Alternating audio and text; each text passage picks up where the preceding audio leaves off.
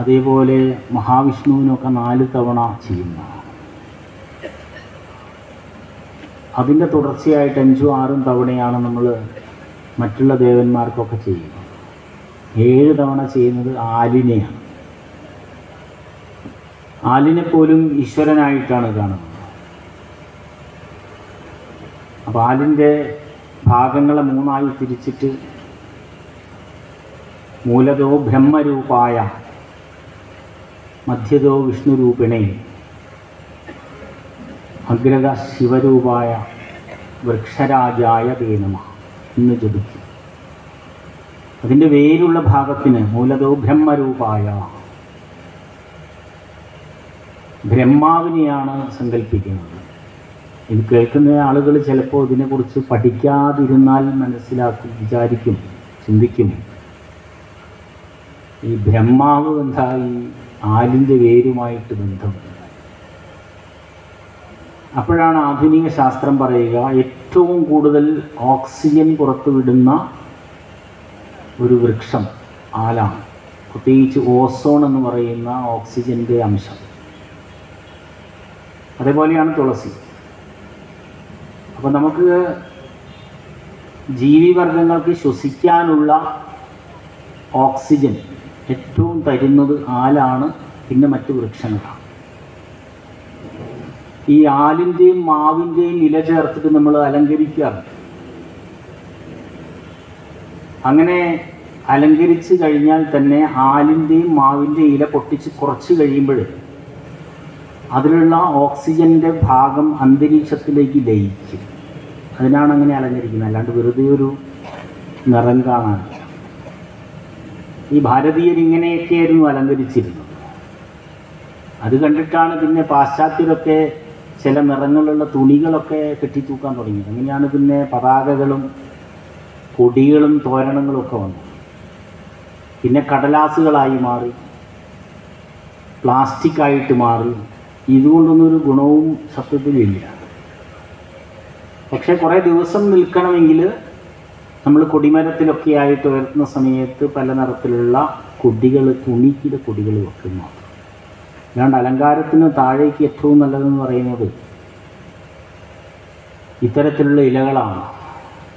തെങ്ങിൻ്റെ കുരുത്തോല, ആലിൻ്റെയും മാവിൻ്റെയും ഇല, ഇതാണ് ഏറ്റവും നല്ലത്. അന്തരീക്ഷം ശുദ്ധീകരിക്കുന്നതാണ്. ഒരു ചെറിയ കഷ്ണം തേങ്ങാപ്പൂളെങ്കിലും നമ്മൾ രാവിലെ എടുത്തൊന്ന് കത്തിച്ചാലൊന്ന് കനലിടാൻ പറ്റിയാൽ, ഇന്നിപ്പോൾ നമുക്ക് അടുപ്പൊന്നും അങ്ങനെ ഉണ്ടാവില്ല പല വീടുകളിലും, ഗ്യാസ് ആയതുകൊണ്ട്. അപ്പോൾ പണ്ട് കുക്കറൊക്കെ ഇറങ്ങിയ കാലത്ത് പറയാറുണ്ടായിരുന്നു, എടുകൊടുക്കുക ചോറും കറിയും, ഒരു ചൊല്ലുണ്ടായിരുന്നു. അതുപോലെ പെട്ടെന്ന് നമുക്കെല്ലാം വേണമല്ലോ. അപ്പോൾ അതുകൊണ്ടാണ് നമ്മൾ ഗ്യാസ് ഉപയോഗിച്ച് ഗ്യാസ് പിടിച്ച ആളുകളായി മാറിയിട്ടുണ്ട്. ഗ്യാസ് ഇല്ലാത്ത വീടുകളിൽ എല്ലാവർക്കും ഗ്യാസാണ്. അപ്പോൾ അതുകൊണ്ട് നമ്മൾ കത്തിക്കാൻ പറ്റില്ല. പക്ഷേ രാവിലെ പറ്റിയാൽ ഒരു ചിരട്ടയിലെങ്കിലും കുറച്ച് കനലെടുത്തിട്ട് ആഴ്ചയ്ക്ക് ഒരു ദിവസമെങ്കിലും ചിരട്ടയും ചകിരിയും കത്തിയാൽ ഉണ്ടാവുന്ന കെമിക്കൽ എന്ന് പറയുന്നത് ഫിനോളിൻ എന്ന് പറയുന്ന സാധനമാണ്. ആ ഫിനോളിൻ അന്തരീക്ഷത്തിൽ ലയിച്ചാൽ തന്നെ അന്തരീക്ഷം ശുദ്ധമാകും. അതിൻ്റെ 10 മടങ്ങ് ശുദ്ധിയാണ് കൊട്ടത്തേങ്ങ കത്തുന്ന സമയത്തുണ്ടാകുന്നത്. നമ്മൾ വെളിച്ചെണ്ണ ഉപയോഗിക്കുന്നു. നിങ്ങൾക്കൊരു ചെറിയ തലവേദനയുണ്ടെന്ന് വിചാരിച്ചു, നല്ല വെളിച്ചെണ്ണയോ നല്ല നെയ്യോ, ഉദാഹരണത്തിന് വെളിച്ചെണ്ണ ആട്ടുന്ന ചക്കിൻ്റെ അടുത്തൂടെ വെറുതെ പോകുമ്പോൾ നന്നായിട്ടൊന്ന് വലിച്ചു കയറ്റിയാൽ മതി, തലവേദന മാറുന്നതാണ്. അതേപോലെയാണ് നെയ്യ്. നല്ല നെയ്യ് എന്ന് പറയണ്ട, നെയ്യ് നല്ലത് തന്നെയാണ്. അപ്പോൾ ഇത് പറയുമ്പോഴാണ്, പണ്ട് ഇംഗ്ലീഷിലൊരു എഴുത്തുകാരനുണ്ടായിരുന്നു, ബെർണാഡ് ഷാ എന്ന് പറഞ്ഞു, ജോർജ് ബെർണാഡ് ഷാ. അത് പലരും കേട്ടിട്ടുണ്ടോ? ബെർണാഡ് ഷായെ പല പരിപാടിക്ക് ഇങ്ങനെ വിളിക്കും. അങ്ങനെയാണ് ഒരു മാർക്കറ്റിൽ ഒരു കടയുടെ ഉദ്ഘാടനത്തിന് വിളിച്ചപ്പം അദ്ദേഹം അവിടെ ഉദ്ഘാടനത്തിന് ചെന്നു. അപ്പോൾ അവിടെ ഒരു ബോർഡ് വെച്ചിരിക്കുന്നത്, ബെർണാഡ് ഷാ എന്ന് വെച്ചാൽ പ്യുവർ വെജിറ്റേറിയനാണ്, മാംസവും മത്സ്യമൊന്നും കഴിക്കില്ല. ബെർണാഡ് ഷാ ഈ ബോർഡ് നോക്കിയിട്ട് പറഞ്ഞു, നല്ല ഇനം പച്ചക്കറികൾ ഇവിടെ കിട്ടും എന്നാണ് ഈ ബോർഡിൽ എഴുതിയിരിക്കുന്നത്, അതിൻ്റെ ആവശ്യമില്ല. ആളുകൾ നിന്ന് നോക്കിയില്ല, എന്താ ബോർഡ് വെക്കേണ്ടത്? നല്ല ഇനം എന്നുള്ളത് മയക്കാം. നല്ല ഇനം പച്ചക്കറി, കാരണം നല്ലതാണല്ലോ നമ്മൾ വിൽക്കാൻ കൊണ്ടുപോകുക, അത് നല്ല ഇനം പറയരുത്. പച്ചക്കറികൾ ഇവിടെ കിട്ടും. അപ്പോൾ ആളുകൾ നോക്കുന്ന സമയത്ത് ഇവിടെ കാണുന്ന എന്താണ്? പച്ചക്കറിയാണ്. ആ പച്ചക്കറികൾ എന്നുള്ളത് മച്ചുകളല്ല, ഇവിടെ കിട്ടും. ഇവിടെയാണല്ലോ കിട്ടുക. ഇവിടെ വെച്ചിരിക്കുന്നത് മറ്റുള്ളവർ കാശ് തന്നാൽ കൊടുക്കാനും അവർക്ക് കിട്ടാനും വേണ്ടിയിട്ടാണല്ലോ. അപ്പോൾ തന്നെ ഉദ്ഘാടനം കഴിയുന്നതിന് മുൻപേ അവിടുത്തെ ബോർഡ് എടുത്ത് മതിയാണ്. ബോർഡ് ഉണ്ടാവില്ല. സത്യത്തിൽ പരസ്യത്തിൻ്റെ ആവശ്യമില്ല.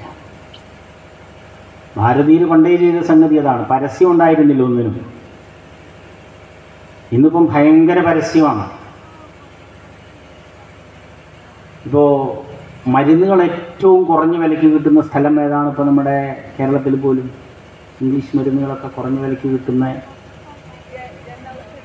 ജനൌഷധി.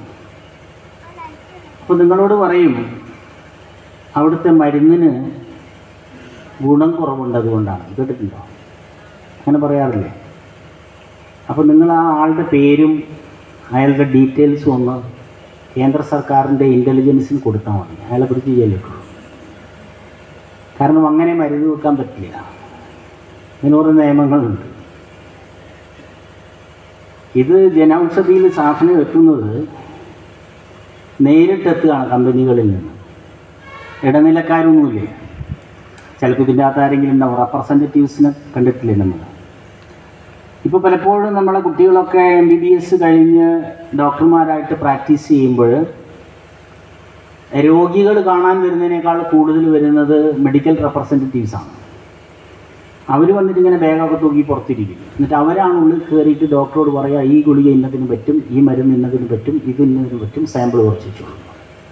സത്യത്തിൽ ഡോക്ടർക്ക് അറിയില്ല. പുതിയ കമ്പനിയുടെ സാധനമാണ്, ഇൻഗ്രീഡിയൻസ് ഒക്കെ അതിൽ എഴുതിയിട്ടുണ്ട്. ഈ ഡോക്ടർമാരെക്കാൾ ഇതിൻ്റെ ഇൻഗ്രീഡിയൻസിനെ കുറിച്ച് സയൻറ്റിഫിക്കായിട്ട് പഠിക്കുന്നതിൽ എന്തൊക്കെ കെമിക്കൽസ് ഉണ്ടെന്ന് അറിയുന്നത് ശരിക്കും മെഡിക്കൽ ഷോപ്പുകളിൽ നിൽക്കുന്ന ആളുകൾ. അതായത് ലൈസൻസുകളായിട്ട് മെഡിക്കൽ ഷോപ്പിൽ നിൽക്കുന്ന ഫാർമസിസ്റ്റുകൾ, അവർക്കറിയാം. അവരോട് ചോദിച്ചാൽ അറിയാം. അവർക്കറിയുന്ന പോലെ ഡോക്ടർമാർക്ക് അറിയില്ല. ഡോക്ടർമാർ കുറേ പഠിച്ചിട്ടുണ്ട്, ഇല്ലാന്നല്ല പറയുന്നത്. അവർ അനാട്ടമിയുമായിട്ട് ബന്ധപ്പെട്ട് കുറേ സംഗതികൾ പഠിച്ചിട്ടുണ്ടാകും. കെമിക്കൽ എന്താണെന്നുള്ളത് അറിയില്ല. ഇപ്പം അത്തരത്തിലുള്ള ഫാർമസിസ്റ്റുകളോടൊക്കെ ചോദിച്ചാൽ അറിയാം. പ്രത്യേകിച്ച് ചില കാര്യത്തിന് സ്പെഷ്യലൈസ് ചെയ്തിട്ട് നമ്മുടെ ഈ ഭാരോദ്വഹനമൊക്കെ ചെയ്യുന്ന ആളുകളില്ലേ, എന്താ മലയാളത്തിൽ നമ്മൾ പച്ച മലയാളത്തിൽ പറയും, ഇതിപ്പോൾ സംസ്കൃതം ഇത് ഭാരോദ്വഹനം അല്ലേ. ഇംഗ്ലീഷിൽ വെയ്റ്റ് ലിഫ്റ്റർമാർ അല്ലേ, ബോഡി ബിൽഡേഴ്സ്, ഇപ്പം ജിംനേഷ്യം എന്നൊക്കെ പറഞ്ഞ ജിംനാസ്റ്റിക്സ്. ഈ ജിംനേഷ്യകളൊക്കെ അല്ലേ ചില പൗഡറുകളും ഗുളികകളും മരുന്നുകളൊക്കെ കഴിക്കും. അതിനെക്കുറിച്ച് ഒരാൾ പറഞ്ഞു കേട്ടിട്ട് എനിക്കിപ്പോൾ പറഞ്ഞു തരാൻ അറിഞ്ഞൂടാ, ഞാൻ കെട്ടിപ്പോയിരുന്നു. കഴിക്കരുതെന്ന് പറഞ്ഞു. 10-50 വയസ്സ് കഴിഞ്ഞാൽ നിങ്ങളതിൻ്റെ വിവരം അറിയും. ആ സംഭവമാണ് മയക്കുമരുന്ന് പോലെ. അപ്പോൾ ഇത്തരത്തിലുള്ള കാര്യങ്ങൾ നമുക്ക് സാധാരണക്കാർക്ക് അറിഞ്ഞുകൂടാ. അതുകൊണ്ട് റെപ്രസെൻറ്റേറ്റീവ്സിന് പൈസ കിട്ടാണ്ട് അയാൾ ഈ പണി നടത്തുള്ളൂ. ഡോക്ടർമാർക്ക് പൈസ കിട്ടാതെ അവർ ഈ പണിക്കിരിക്കും. നമ്മളാണെങ്കിലും ഇങ്ങനെ പല തട്ടുകളിൽ വന്നാണ് മെഡിക്കൽ ഷോപ്പിലെത്തിയാൽ അയാൾക്കും ലാഭം വേണ്ടേ. അതുകൊണ്ടാണ് 600 രൂപ 700 രൂപയ്ക്ക് ആവുന്ന ഓരോ മരുന്നിന്.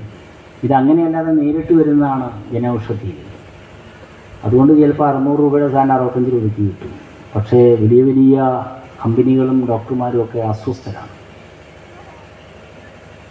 അതുകൊണ്ടാണ് അവർ ഇങ്ങനെ പ്രചരിപ്പിക്കുന്നത്. ഇപ്പോൾ നിയമമുണ്ട്, അങ്ങനെ കള്ളപ്രചരണം നടത്താൻ പാടില്ല, നടത്തിയാൽ പിടിക്കും. ഇന്നലെ ഇപ്പോൾ കേന്ദ്രം ഒരു പുതിയ നിയമം കൊണ്ടുവന്നിട്ടുണ്ട്.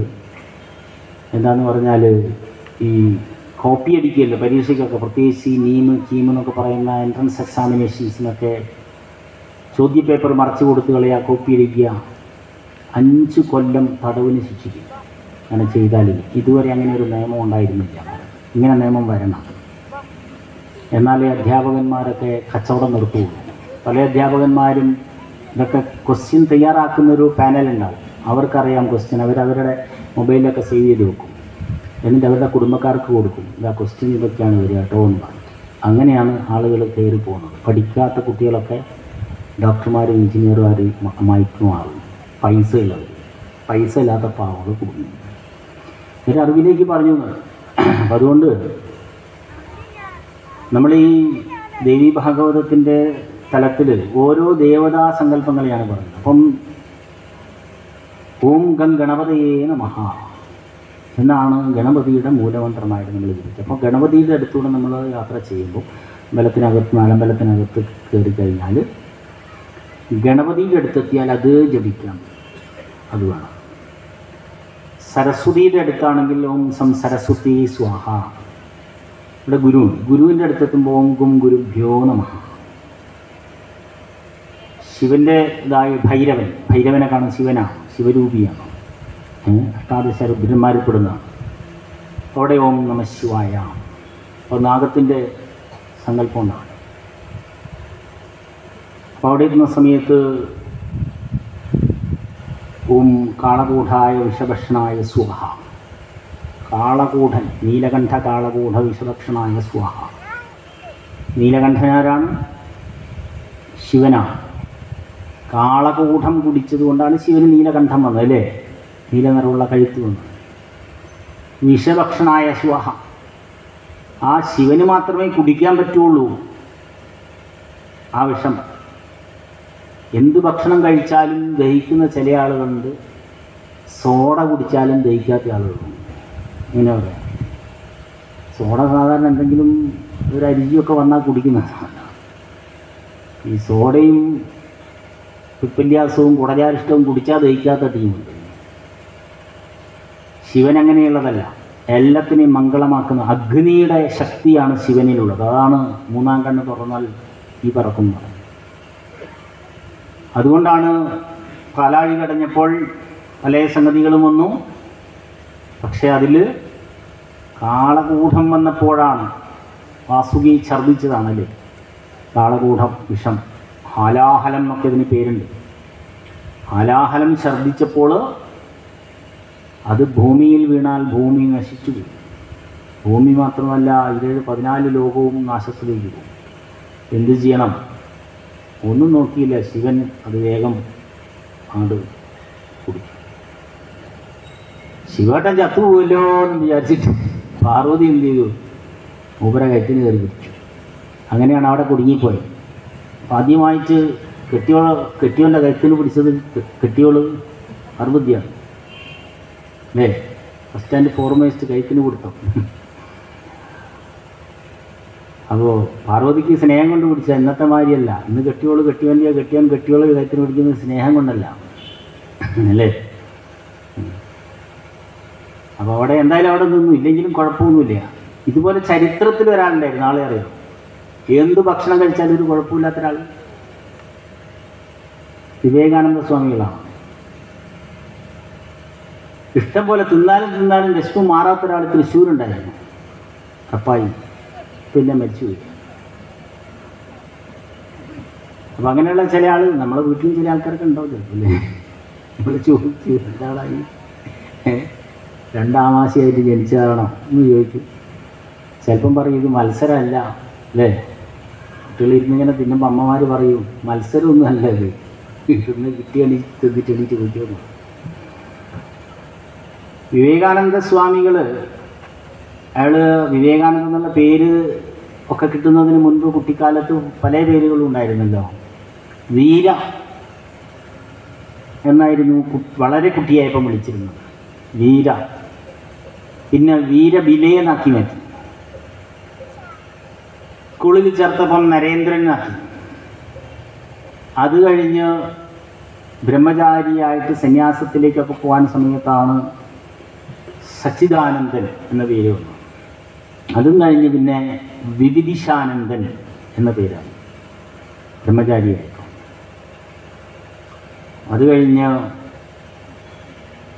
ഹരിവാടി യൂണിവേഴ്സിറ്റിയിലെ ഒരു പ്രൊഫസറാണ് വിവേകാനന്ദൻ എന്ന് പേര് വിളിക്കുന്നത്. പിന്നെ സ്വാമിയുമായതുകൊണ്ട് വിവേകാനന്ദ സ്വാമികൾ. ഈ വിവേകാനന്ദ സ്വാമികളെ ശ്രീരാമകൃഷ്ണ പരമഹംസർ പറഞ്ഞതാണ്, അവൻ എന്ത് കഴിച്ചാലും ദഹിക്കും. കാരണം ഒരിക്കലും പല ആളുകളും ഇങ്ങനെ ഭക്തന്മാരൊക്കെ ശ്രീരാമകൃഷ്ണ പരമഹംസരെ കാണാൻ വരും. അത് അത്രയും ഗംഭീരനായൊരു യോഗിയായിരുന്നല്ലോ. ഒരിക്കൽ ഒരാൾ വന്നപ്പം കുറേ ലഡുവും ജിലേബി അതുപോലെ മധുര സാധനങ്ങളാണ് കൊണ്ടുവന്നത്. അപ്പോൾ എല്ലാ ശിഷ്യന്മാരോടും പറയാറുണ്ട്, സ്വാമിജി മധുരമൊന്നും അങ്ങനെ കഴിക്കാൻ പാടില്ല, കുറച്ചൊന്നും നിയന്ത്രണം വേണമെന്നൊക്കെ പറയും. നല്ലതാട്ടോ, മധുരം അധികം കഴിക്കരുത്. കഴിക്കുകയാണെങ്കിൽ തേന് ഈ കരിമ്പിൻ്റെ സത്ത് അതിൽ പിന്നെ വേറെ ഒന്നും ചേർക്കരുത്. ഐസോ പഞ്ചസാര അങ്ങനെയൊന്നും ചേർക്കാതെ കഴിക്കണം. ഇല്ലെങ്കിൽ ശർക്കരയായിട്ടുള്ളത് കഴിക്കാം. അങ്ങനെയൊക്കെയാണ്. നമ്മൾ ചിലപ്പം നമ്മളെന്ന് പറയുമ്പോൾ ഇവിടെ ഇരിക്കുന്നവരല്ല കേട്ടോ, മറന്നു വരിക, എല്ലാ ദിവസവും പറയാമല്ലോ. ഇപ്പോൾ പണ്ടൊരു ചങ്ങാതി ഒരു വീട്ടിൽ വിരുന്ന് പോയപ്പോൾ പെട്ടെന്ന് വന്നപ്പം വീട്ടുകാരെ ഇപ്പോൾ എന്താ കൊടുക്കാന്നൊക്കെ ചോദിച്ചിട്ട്, ഇന്നാണെങ്കിൽ ഹർത്താലാണ്, മൂപ്പര് ഇടുന്നപ്പം നടന്നു വന്നത്, വരാൻ കണ്ടൊരു സമയം എന്നൊക്കെ പറഞ്ഞില്ലേ, അങ്ങനെയൊക്കെ പറയുമല്ലോ. ഒരു ദിവസവും വന്നില്ലെന്ന് ഹർത്താലിൻ്റെ സമയത്ത് തന്നെ കയറി.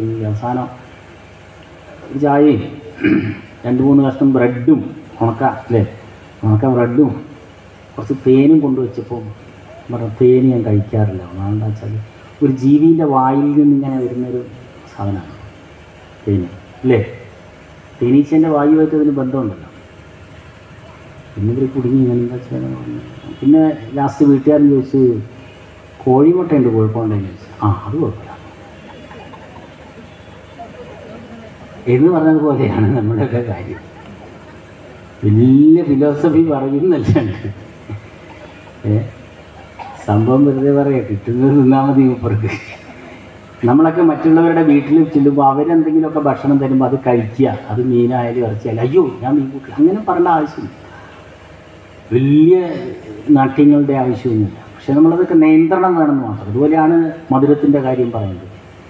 ചില ആൾക്കാർ, ഞാൻ നാളെ പറഞ്ഞല്ലോ, ചായ ഞാൻ പഞ്ചസാര കഴിക്കാറില്ല എന്ന് പറയും. പക്ഷെ സദ്യയൊക്കെ പോയാൽ അവിടുന്ന് പായസം അടിച്ചു വന്നിട്ട് പിന്നെ വന്നിട്ട് ക്ഷീണിച്ച് കിടക്കും. അങ്ങനെയുള്ള ആളുകളുണ്ട്. ഇപ്പോൾ വിവേകാനന്ദൻ്റെ അടുത്ത് ഇവിടെ ശ്രീരാമകൃഷ്ണ പരമഹംസരുടെ അടുത്ത് കുറേ മധുര സാധനങ്ങൾ കൊണ്ടുവന്നപ്പം അയാൾ നേരെ അകത്ത് കൊണ്ടുവച്ചു. എന്നിട്ട് വിവേകാനന്ദനെ വിളിച്ചു, ഇവിടെ അങ്ങോട്ട് വന്നത് ഇനി വേണം തിന്നോന്ന് പറഞ്ഞു. അപ്പോൾ മറ്റു ശിഷ്യന്മാരൊക്കെ ചീച്ചങ്ങാതി എന്താ നമുക്കും തരാതെ, അല്ലേ? ഈ ഗുരു വല്ലാത്തൊരു ഗുരുവാണല്ലോ, നമുക്ക് തരാതെ ഇയാളെ കൊണ്ട് തീറ്റിക്കുന്നതല്ല. കുറച്ച് കഴിയുമ്പം ഗുരുവിനത് മനസ്സിലായി.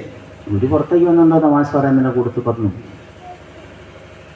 അവൻ കഴിച്ചാൽ എല്ലാം ദഹിക്കും, അവൻ നിങ്ങൾക്ക് ദഹിക്കില്ല. കാരണം അത്രയും സാധകനായിരുന്നു വിവേകാനന്ദൻ. സാധന ചെയ്യുന്ന ആളായിരുന്നു. വിശപ്പ് എന്താണെന്നറിയാതെ ജീവിക്കാൻ പറ്റുന്ന ആളായിരുന്നു. ദാഹം എന്താണെന്നറിയാതെ ജീവിക്കാൻ പറ്റുന്ന ആളായിരുന്നു. നമുക്ക് ഏറ്റവും കൂടുതലുള്ളത് വിശപ്പും ദാഹവും, അല്ലേ? പറയാറുള്ളത്, ബയോളജിസ്റ്റുകൾ തന്നെ പറയാറുള്ളത് എന്താണെന്ന് വെച്ചാൽ, ഒരു 3-4 ദിവസം ഭക്ഷണം കഴിച്ചില്ലെങ്കിലും കുഴപ്പമില്ല, പക്ഷെ വെള്ളം കുടിച്ചില്ലെങ്കിൽ ചത്തുപോകുന്നതാണ്. ഭക്ഷണവും വെള്ളവും ഇല്ലാതെ 41 ദിവസം ജീവിച്ച ആൾ കോഴിക്കോടുണ്ട്. ആളെ അറിയുന്നത് സൂര്യയോഗി ഹിരാചന്ദ് എന്ന് പറയുന്ന ആളെ കേട്ടിട്ടുണ്ടോ? കോഴിക്കോടാണ് സകുടുംബം കോഴിക്കോടുണ്ട്. അദ്ദേഹം 41 ദിവസമാണ് ഭക്ഷണവും വെള്ളവും ഒന്നും കഴിക്കാതെ ജീവിച്ചു കാണിച്ചത്. സൂര്യനെ ധ്യാനിച്ചുകൊണ്ട് മാത്രം ജീവിക്കാൻ പറ്റും. അങ്ങനെയാണ് സന്യാസിമാരൊക്കെ കഴിഞ്ഞിരുന്നത്.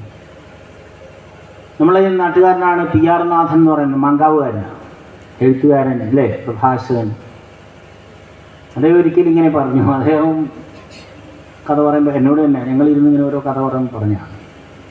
ഞാൻ ഒരിക്കലും ഇങ്ങനെ ഹിമാലയത്തിൽ പല സ്ഥലങ്ങളൊക്കെ കണ്ടിങ്ങനെ നടക്കുകയാണ്.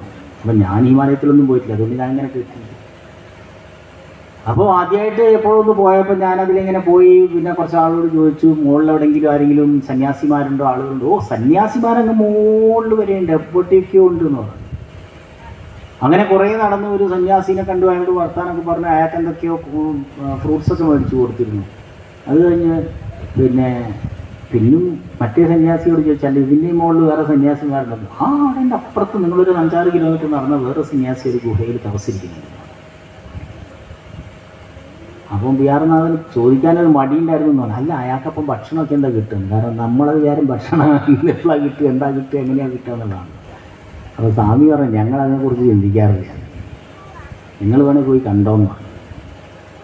അങ്ങനെ ബിഹാർനാഥൻ എന്നാലും എങ്ങനെയാണ് ഒരു കൈവാട്ടിയിട്ട് അങ്ങോട്ട് പോകാമെന്ന് വിചാരിച്ചിട്ട് കുറച്ചെന്തോ ഫ്രൂട്ട്സൊക്കെ മേടിച്ചിട്ട് കയറി നടന്ന് മറ്റേ സ്വാമിയുടെ അടുത്ത് നോക്കുമ്പോൾ അയാളുടെ ഗുഹയിൽ ഇഷ്ടംപോലെ ഫ്രൂട്ട്സൊക്കെ ഇരിക്കുന്നു.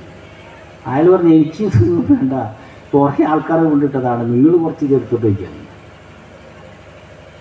അതല്ലേ, നമ്മളെത്ര സ്റ്റോർ ചെയ്യും? ബാങ്കിൽ സ്റ്റോർ ചെയ്യുന്നു, കാശ് സ്റ്റോർ ചെയ്യുന്നു. വീട്ടിൽ 10, 25, 50, 100 പവൻ സ്വർണം ഉണ്ടെങ്കിൽ പിന്നെ നമുക്ക് ഉറക്കമുണ്ടോ?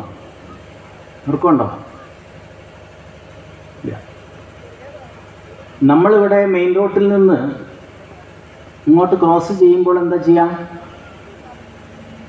അങ്ങോട്ട് നോക്കും, ഇങ്ങോട്ട് നോക്കും, ഇങ്ങോട്ട് നോക്കും, അങ്ങോട്ട് നോക്കും. കുറേ കഴിഞ്ഞിട്ടാണ് ക്രോസ് ചെയ്യുക. എവിടെയെങ്കിലുമൊക്കെ കുത്തിമറിച്ച് താമസിക്കുന്ന നമ്മുടെ ഈ നാടോടികളെ കണ്ടിട്ടുണ്ടോ? ചെറിയ കുട്ടികളെയൊക്കെ അവർ ക്രോസ് ചെയ്യുന്ന കണ്ടിട്ടുണ്ടോ? അവർ സ്വതന്ത്രരാണ്, ധൈര്യമുള്ളവരാണ്. അവരെവിടെയും കിടന്നു പോകും. അവർക്ക് വലിയ അസുഖങ്ങളൊന്നുമില്ല. അസുഖങ്ങൾ വരുന്നത് മുഴുവൻ ബാങ്കിൽ ഇഷ്ടംപോലെ കാശില്ലാതെ. ബാങ്കിൽ കാശില്ലൊരു പേടിച്ചോട്ടോ. എന്നിട്ട് ഇങ്ങനെ 5-6 മാസമൊക്കെ ഇങ്ങനെ മലന്ന് കിടക്കും. അപ്പം വലിയ വലിയ ആശുപത്രികൾ എന്ത് ചെയ്യും? ആശുപത്രിൻ്റെ പേരൊന്നും പറയില്ല, കോഴിക്കോട് ഇഷ്ടംപോലെ നിങ്ങളെ മനസ്സിലേക്ക് വന്നിട്ടുണ്ടാവും. അവരെന്ത് ചെയ്യും? മരിച്ചാൽ പിന്നെ ഒരു 4 ദിവസം കൂടെ അവിടെ ഇടുന്നൊരു സ്ഥലമുണ്ട്. എവിടെയത്? ICU അല്ല, ICU കഴിഞ്ഞിട്ട് വെന്റിലേറ്റർ ചത്ത് കഴിഞ്ഞിടുന്ന സ്ഥലമാണ്. ഈ ICU എന്ന് പറഞ്ഞാൽ എന്താണെന്നറിയാമോ? അവിടെ ലാസ്റ്റ് കിടക്കുമ്പോഴാണ് വരുന്നത് മുഴുവൻ ദൈവമാണെന്ന് തോന്നുന്നു. ICU, ഞാൻ നിന്നെ കാണും. ദൈവത്തിന് എന്നേരം കാണുക, അതുവരെ കാണില്ല. ദൈവം അവിടെ ഉണ്ടോ, ഇവിടെ ഉണ്ടോ എന്ന് ചോദിച്ചിട്ട് വലിയ ചർച്ചയൊക്കെ നടത്തിയത്. പക്ഷെ അന്നേരം ഡോക്ടർമാരും നേഴ്സുമാരും ഒക്കെ വരുമ്പോൾ എല്ലാം ദൈവമായിട്ട് തോന്നും. അന്നേരം അച്ഛനും ദൈവമാണ്, മക്കളും ദൈവമാണ്. നമുക്ക് നല്ല ആരോഗ്യം ഉണ്ടാകുമ്പോൾ എല്ലാം നമ്മളെ ശത്രുക്കളാണ്. മക്കൾ ശത്രുക്കൾ, ഭാര്യ ശത്രു, ഭർത്താവ് ശത്രു, അച്ഛൻ ശത്രു, അല്ലേ? അച്ഛനെ കണ്ടിട്ട് എങ്ങോട്ടെങ്കിലും ഇറങ്ങിയാൽ അന്നത്തെ ദിവസം മുടങ്ങി എന്നൊക്കെ പറയും. പക്ഷെ സുഖമില്ലാണ്ട് കിടക്കണം. ICUവിൽ കിടക്കുമ്പോൾ വരുന്നവരൊക്കെ ദൈവങ്ങളാണ്. അതുകൊണ്ടാണ് അതിനങ്ങനെ പേര് കൊടുത്തത്, ICU. അങ്ങനെയാണോ? അല്ല, അവർക്ക് പറയുന്നത് അല്ലേ? അങ്ങനെ തെറ്റിദ്ധരിച്ചിട്ട് ആരോ പറഞ്ഞതായിരിക്കും. പണ്ട് ഒരു സ്കൂളിൽ ഒരു ചെറിയ പയ്യനിങ്ങനെ ഐസ് കടം മേടിച്ച് തിന്നായിരുന്നു എന്ന് പറഞ്ഞത്. അങ്ങനെ ദിവസവും കടം മേടിച്ച് ഒരാഴ്ചയായപ്പോൾ പൈസ കൊടുക്കാനായിട്ട് പയ്യനിങ്ങനെ ഒളിച്ച് നടക്കാൻ തുടങ്ങി. അപ്പോൾ ഐസുകാരൻ ദിവസം ഇവനെ കാണാൻ വേണ്ടിയിട്ട് അങ്ങനെ തിരഞ്ഞു വന്നു. ഇവനവിടുന്ന് ക്ലാസ്സിലേക്ക് കയറുന്നുണ്ടപ്പോൾ ഓടി വന്നപ്പോൾ സാറ് ക്ലാസ്സിലുണ്ടായിരുന്നു. സാറ് ഉടനെ ഇവനോട് പറഞ്ഞു, സ്റ്റോപ്പ് ദെയർ എന്ന് പറഞ്ഞു. ഐസുകാരൻ ഇങ്ങനെ നോക്കി, ഐസ് ഗെറ്റ് ഔട്ട് എന്ന് പറഞ്ഞു. അപ്പോൾ ആരാ ഞെട്ടിപ്പോയത്? ഐസുകാരൻ ഞെട്ടിപ്പോയി. ഐസുകാരൻ വിചാരിച്ചു ഇയാൾക്കെങ്ങനെ എന്നെ അറിയാം എന്ന് പറഞ്ഞ പോലെ ചിലപ്പോൾ തെറ്റിദ്ധരിച്ച് പറഞ്ഞതായിരിക്കും. ഇയാൾ ഐസുകാരനോടല്ല, അവരുടെ കുട്ടീനോടോ എന്ന് പറഞ്ഞതുപോലെ നമുക്ക് ഭക്ഷണ വിചാരമാണ്, നമുക്ക് വസ്ത്ര വിചാരമാണ്. 2 ദിവസം അടുപ്പിച്ച് വീടിൻ്റെ ചുറ്റുപുറത്ത് എവിടെയെങ്കിലും കല്യാണം ഉണ്ടെങ്കിൽ ഇന്നലെ ധരിച്ച ഡ്രസ്സും ധരിച്ച് നമ്മൾ പോവുമോ? അല്ലേ? എല്ലാവരും ഒരു 7 കല്യാണം അടുപ്പിച്ച് വരണം വീടിൻ്റെ ചുറ്റിനും. അപ്പം ഒറ്റൊന്നിനും പോയാലുണ്ടാവില്ല. നമ്മളുടെ ധാരണ നമ്മളുടെ വസ്ത്രമാണ് അവർ ശ്രദ്ധിക്കുന്നതെന്നാണ്. നമ്മുടെ ധാരണ നമ്മുടെ നരച്ച മീശ നോക്കിയിട്ട് ആളുകൾ ഇങ്ങനെ വിചാരിക്കും, ഇയാൾക്കെന്താ പെയിൻ്റ് അടിച്ചു. അയാൾ അതുപോലെ ചിന്തിക്കുന്നു. അയാൾ ആലോചിക്കുന്നു, ഇന്ന് വേറൊരു കല്യാണം കൂടി ഉണ്ട്, അവിടെ പോയപ്പോൾ എന്താ കൊടുക്കുക, ബാങ്കിലെ പൈസ അടച്ചിട്ടില്ലപ്പാ, കറണ്ടിൻ്റെ പൈസ അടുത്ത ആഴ്ച. അതൊക്കെ ചിന്തിക്കുകയാണ് അയാൾ ചെയ്യുന്നത്. പാലുകാരൻ നാളെ ചോദിക്കും, പത്രക്കാരന് കൊടുക്കാണ്ട്, ഗ്യാസ് തീർന്നിട്ടുണ്ടെന്ന് കെട്ടിയോള് രാവിലെ പറഞ്ഞത്. ഇതൊക്കെ ചിന്തിക്കുന്ന ആളുകളടുത്ത് നമ്മൾ വിചാരിക്കുന്നത് അയാൾ നമ്മളെ ഡ്രസ്സ് നോക്കുന്നു എന്നാണ്. നമ്മളെ ഡ്രസ്സ് നോക്കാനൊന്നും അയാൾക്ക് നേരമില്ല. നിങ്ങൾ ആരെങ്കിലും നോക്കലുണ്ട് വേറെ ആളുടെ ഡ്രസ്സ്? സത്യം പറഞ്ഞു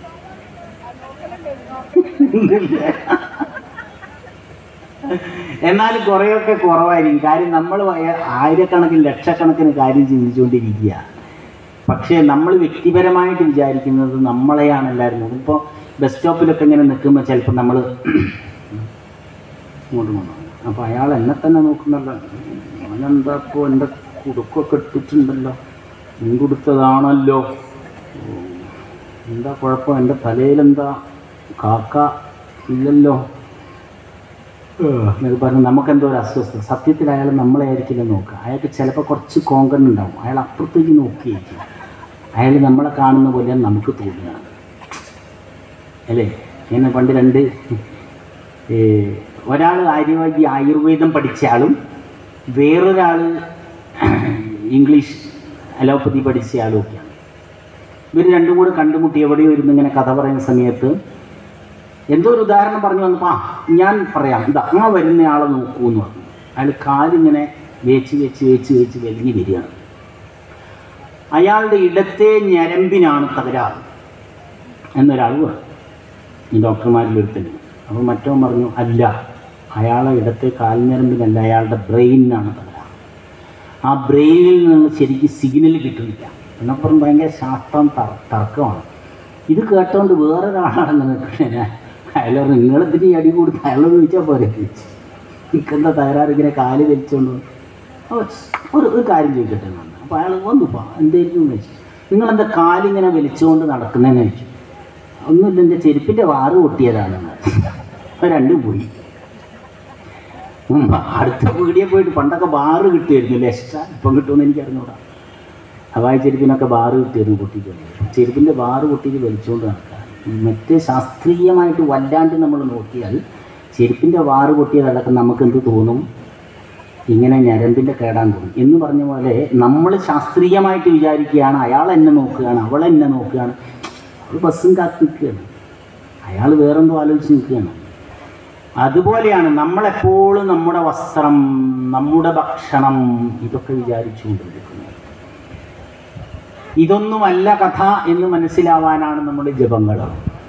അപ്പം അങ്ങനെ നമ്മൾ മഹാവിഷ്ണുവിനെയൊക്കെ ക്ഷേത്രത്തിൻ്റെ പ്രത്യേകിച്ച് മതിൽക്കെട്ടിനുള്ളിൽ കടന്നു കഴിഞ്ഞാൽ അവിടെ എന്തെല്ലാം മൂർത്തികളാണുള്ളത് അവരെയൊക്കെ ജപിച്ച് നടക്കണം. ശിവൻ്റെ രൂപം തന്നെ അതാണ് അല്ലേ. കളകൂട വിഷഭക്ഷണായ സ്വാഹ എന്ന് പറഞ്ഞപ്പം ശിവൻ അങ്ങനെ അടിച്ചുപൊളിയായിട്ടുള്ള വസ്ത്രമൊന്നും ധരിക്കുന്ന ആളല്ല. പാർവതിയോ നല്ല അടിപൊളിയായിട്ട് നെയ്യ് പൊച്ച സാരിയൊക്കെ കൊടുത്ത് അങ്ങനെ സിംഹത്തിൻ്റെയൊക്കെ മുകളിൽ അല്ലേ. നവകന്യകമാരുടെ രൂപം കണ്ടിട്ടില്ലേ നമ്മൾ, ഭഗവതിയും ദുർഗയൊക്കെ പുലിയുടെ പുറത്ത്, സിംഹത്തിൻ്റെ പുറത്ത്, സിംഹവും പുലിയും കൂടെ ഉള്ളത്, അങ്ങനെയൊക്കെ ഉണ്ട്. അങ്ങനെയൊക്കെ സങ്കല്പിക്കുക. പക്ഷെ ശിവൻ്റെ വാഹനം ഏതാണ്? കാള, ഒരു മുതുക്കൻ കാള, ഒരു സൈഡ് ഗ്ലാസ് പോലും ഇല്ല, വേറെ വണ്ടി പുറത്തുനിന്ന് വരുന്നുണ്ടോന്ന് അറിയാം. അതിൻ്റെ പുറത്താകുമ്പോൾ ഇങ്ങനെ പോവുക എന്ന് പറഞ്ഞാൽ അത്രയും ലാളിത്യമാണ്. ശിവൻ്റെ വസ്ത്രങ്ങൾ എന്തൊക്കെയാണ് അല്ലേ? പുലിത്തോല്, ആനത്തോല്, മരത്തിൻ്റെ തോല് അല്ലേ, ഇങ്ങനെയുള്ള സംഗതികളാണ്. ശിവൻ്റെ ആഭരണങ്ങൾ എന്തൊക്കെയാണ്? ഇരുതലമുറുക്കൻ, എട്ടടി വേരൻ, ആണലി. ഇതെന്താണ് ഇതിൻ്റെ സങ്കല്പം? എന്തു വിഷമായാലും എനിക്ക് വിഷമമില്ല. എവിടെയാണ് കിടക്കുന്നത് ഭഗവാൻ? തറയിലാണ്, മണ്ണിലാണ്, പട്ടടയിലാണ്, അതായത് സെമിത്തേരിയിൽ കിടക്കുന്ന ആളാണ്. ഭയമില്ല. ഉപനിഷത്തുകൾ പറയും അഭയം വൈ ബ്രഹ്മ എന്ന് പറയും. ഭയമില്ലാത്തവനുള്ളതാണ് ബ്രഹ്മജ്ഞാനം. നല്ല അറിവ് നേടണമെങ്കിൽ ഭയം പാടില്ല. അയ്യോ എനിക്ക് പഠിക്കാൻ പറ്റൂല എന്ന് ഏതെങ്കിലും കുട്ടിക്ക് തോന്നാൻ തുടങ്ങിയാൽ അവൻ്റെ പഠനം മോശമാണ്. ഞാൻ ഇന്നലെ പറഞ്ഞില്ലേ, ഇത് ഇന്നലത്തേനേക്കാളും വിഷമമുള്ള കവിതയാണെന്ന് പറഞ്ഞുകൊണ്ട് പഠിപ്പിക്കാൻ നിന്നാൽ കുട്ടികൾക്ക് നെഗറ്റീവ് ആറ്റിറ്റ്യൂഡ് കൊടുക്കുകയാണ്. അയ്യോ നീ അത് പഠിക്കരുത്, നീ ജയിക്കില്ല എന്ന് പറയരുത് അല്ലേ. നിനക്കെടുക്കാൻ പറ്റുന്നതല്ല MBBS, നീ വിചാരിച്ചാൽ വക്കീലാവാൻ പറ്റില്ല, ഇങ്ങനെയൊക്കെ പറയുമ്പോൾ നമ്മൾ നെഗറ്റീവ് കൊടുക്കുക ചെയ്യും. അതോടെ ആ കുട്ടിയിലുള്ള ആത്മവീര്യം നഷ്ടപ്പെടും. മറിച്ച് നിനക്ക് സാധിക്കും എന്ന് പറഞ്ഞാൽ കഴിവ് കുറഞ്ഞവൻ പോലും ആത്മവിശ്വാസമുണ്ടാവും. ഇത് വെറുതെ പറയുന്നതല്ല, ഡോപ്പമിൻ എന്ന് പറയുന്ന ഒരു കെമിക്കൽ എനർജി നമ്മുടെ ബ്രെയിനിലുണ്ടാവും. നമ്മളോടൊരാൾ പറയാണ്, നിങ്ങൾ നല്ല ആളാണ്, നിങ്ങളെ കണ്ടപ്പോൾ എനിക്ക് സന്തോഷമുണ്ടായി എന്ന് പറയുമ്പോൾ നമുക്ക് ഡോപ്പമിൻ ഫ്ലോ ഉണ്ടാവും. നിങ്ങളെ കണ്ടത് എൻ്റെ പറയണ്ട, അത്ര വൃത്തികെട്ടവനെ ഞാൻ ജമ്മത്ത് കണ്ടിട്ടില്ല എന്ന് പറഞ്ഞാൽ നമ്മൾ നെഗറ്റീവാണ്. അപ്പോൾ എന്ത് പറയണമെന്ന് നമ്മൾ തീരുമാനിക്കുക. കുട്ടികളോട്, വളരുന്ന കുട്ടികളോട്, ചെറിയ കുട്ടികളെ കാണുമ്പോൾ എപ്പോഴും അവരോട് പറയും, നീ ഉഷാർ, നിനക്ക് നല്ല കഴിവുണ്ട്, നീ ബുദ്ധിയുള്ളവനാണ്, നീ എന്തൊരു സുന്ദരനാണ്, അല്ലേ? സുന്ദരൻ എന്ന് പറഞ്ഞാൽ അർത്ഥം വേറെ ഉണ്ട്. എന്താ സുന്ദരൻ? സുന്ദരകാന്ഡം. എന്താണ് രാമായണത്തിലെ സുന്ദരകാന്ഡം? അധ്യാത്മരാമായണ കിളിപ്പാട്ടിലെ സുന്ദരകാന്ഡത്തിലെ പ്രധാന കഥാപാത്രം ആരാണ്? ഹനുമാനാണ്. സുന്ദരൻ എന്ന് പറഞ്ഞാൽ കുരങ്ങൻ എന്നാണ്. ഈ സുന്ദരനാണല്ലോ എന്ന് പറയുമ്പോൾ ഇനി പേടിക്കണ്ട. പക്ഷെ സുന്ദരൻ എന്ന് പറഞ്ഞാൽ നല്ല ഭംഗിയുള്ളവൻ. കുരങ്ങൻ നല്ല ഭംഗിയുള്ളവൻ. ആനയ്ക്ക് സൗന്ദര്യമില്ലേ? ഉണ്ട്. നമ്മളുടെയൊക്കെ ജീവിതത്തിൽ നമ്മൾ വ്യത്യസ്ത രൂപങ്ങളും ഭാവങ്ങളും സ്വഭാവങ്ങളുമാണെങ്കിലും നമ്മളൊക്കെ നല്ലവരാണ് എന്നും നമുക്കെല്ലാം കഴിവുണ്ട് എന്നും അറിയിക്കാൻ വേണ്ടിയാണ് നമ്മുടെയൊക്കെ നാളിൻ്റെ കൂടെ പല മൃഗങ്ങളെയും സങ്കല്പിച്ചിട്ടുള്ളത്, പല പക്ഷികളെ സങ്കല്പിച്ചിട്ടുള്ളത്. ആ പക്ഷികളെ നമുക്ക് ഇഷ്ടമുണ്ടാവണം. ഇഷ്ടമില്ലേ? നിങ്ങളെയൊക്കെ നാളിൻ്റെ കൂടെയുള്ള പക്ഷികളെയും മൃഗങ്ങളെയൊക്കെ അറിയോ? ജീവികളെയൊക്കെ. ആ ജീവികളെ നമ്മൾ ഇഷ്ടപ്പെടണം, അവയെ സംരക്ഷിക്കണം.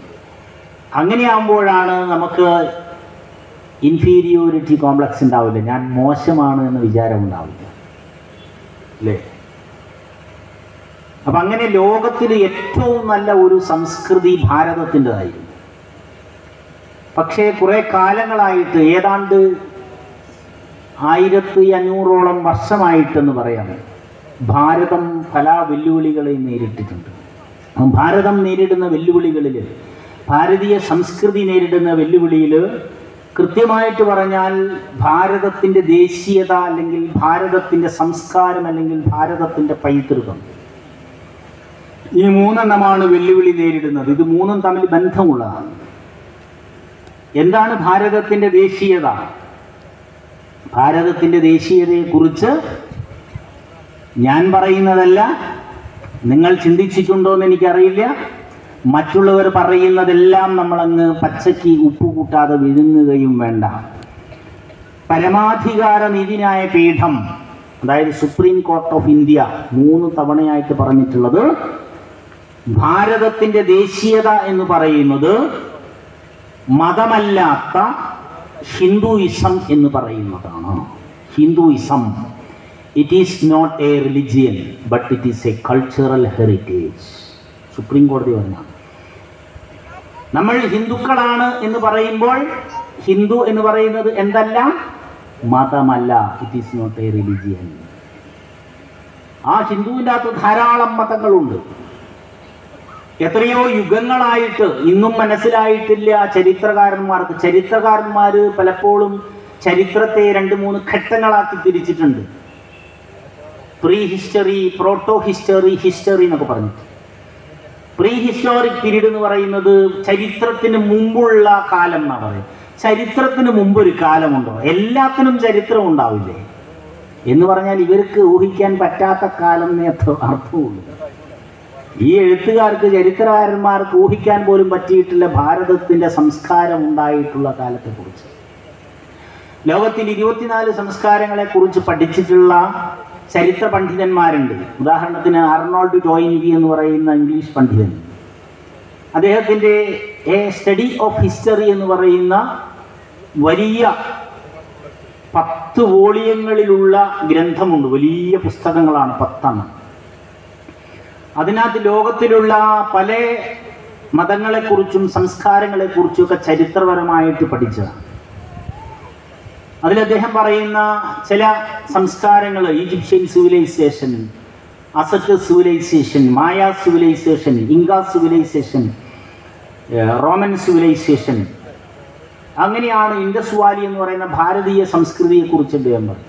ചൈനീസ് സിവിലൈസേഷനെ കുറിച്ച് പറഞ്ഞു. അറേബ്യൻ സിവിലൈസേഷനെ കുറിച്ച് പറയുന്നത്. ഇങ്ങനെ 24ഓളം സംസ്കാരങ്ങളെ കുറിച്ച് പഠിച്ച അദ്ദേഹം പറയുന്നത്, ഇന്ന് ലോകത്തിൽ നിലനിൽക്കുന്നതിൽ വെച്ച് ഏറ്റവും ശ്രദ്ധേയമായ പലതുകൊണ്ടും മൂല്യമുള്ള സംസ്കാരങ്ങൾ രണ്ടെണ്ണമാണ്. ഒന്ന് ചൈനീസ് സിവിലൈസേഷനും മറ്റൊന്ന് ഭാരതീയ സംസ്കാരം. ഒരിക്കലും തകരാത്ത, ഇത് ഭാരതീയനല്ല പറഞ്ഞത് കേട്ടോ, ബ്രിട്ടീഷുകാരനാണ് ടോയിൻബി. അദ്ദേഹം പറയുകയാണ്, ഒരിക്കലും തകരാത്ത ഒരു സംസ്കാരം ലോകത്തിലുള്ളത് ഏതാണ്? ഭാരതീയ സംസ്കാരമാണ്. ഈ സംസ്കാരത്തിൻ്റെ ഈറ്റില്ലം ക്ഷേത്രങ്ങളാണ്.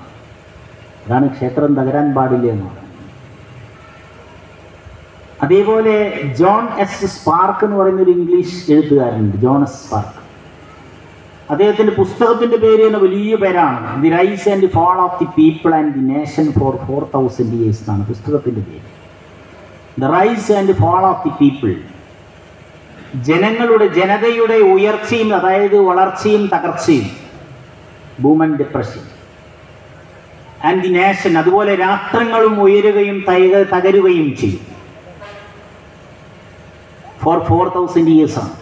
4000 വർഷങ്ങൾക്കുള്ളിലെ ലോകത്തിലെ ഏതെല്ലാം സംസ്കാരങ്ങൾ, രാഷ്ട്രങ്ങൾ ഉന്നതിയിലേക്ക് പോയോ തകർന്നു പോയോ എന്നുള്ളതിനെ കുറിച്ച് അദ്ദേഹം പഠിക്കുമ്പോൾ ചിത്രപരമായിട്ടാണ് അദ്ദേഹം ആ ഗ്രന്ഥം തീർത്തിരിക്കുന്നത്. ചിത്രങ്ങൾ വരയ്ക്കുകയാണ് ചെയ്തത്.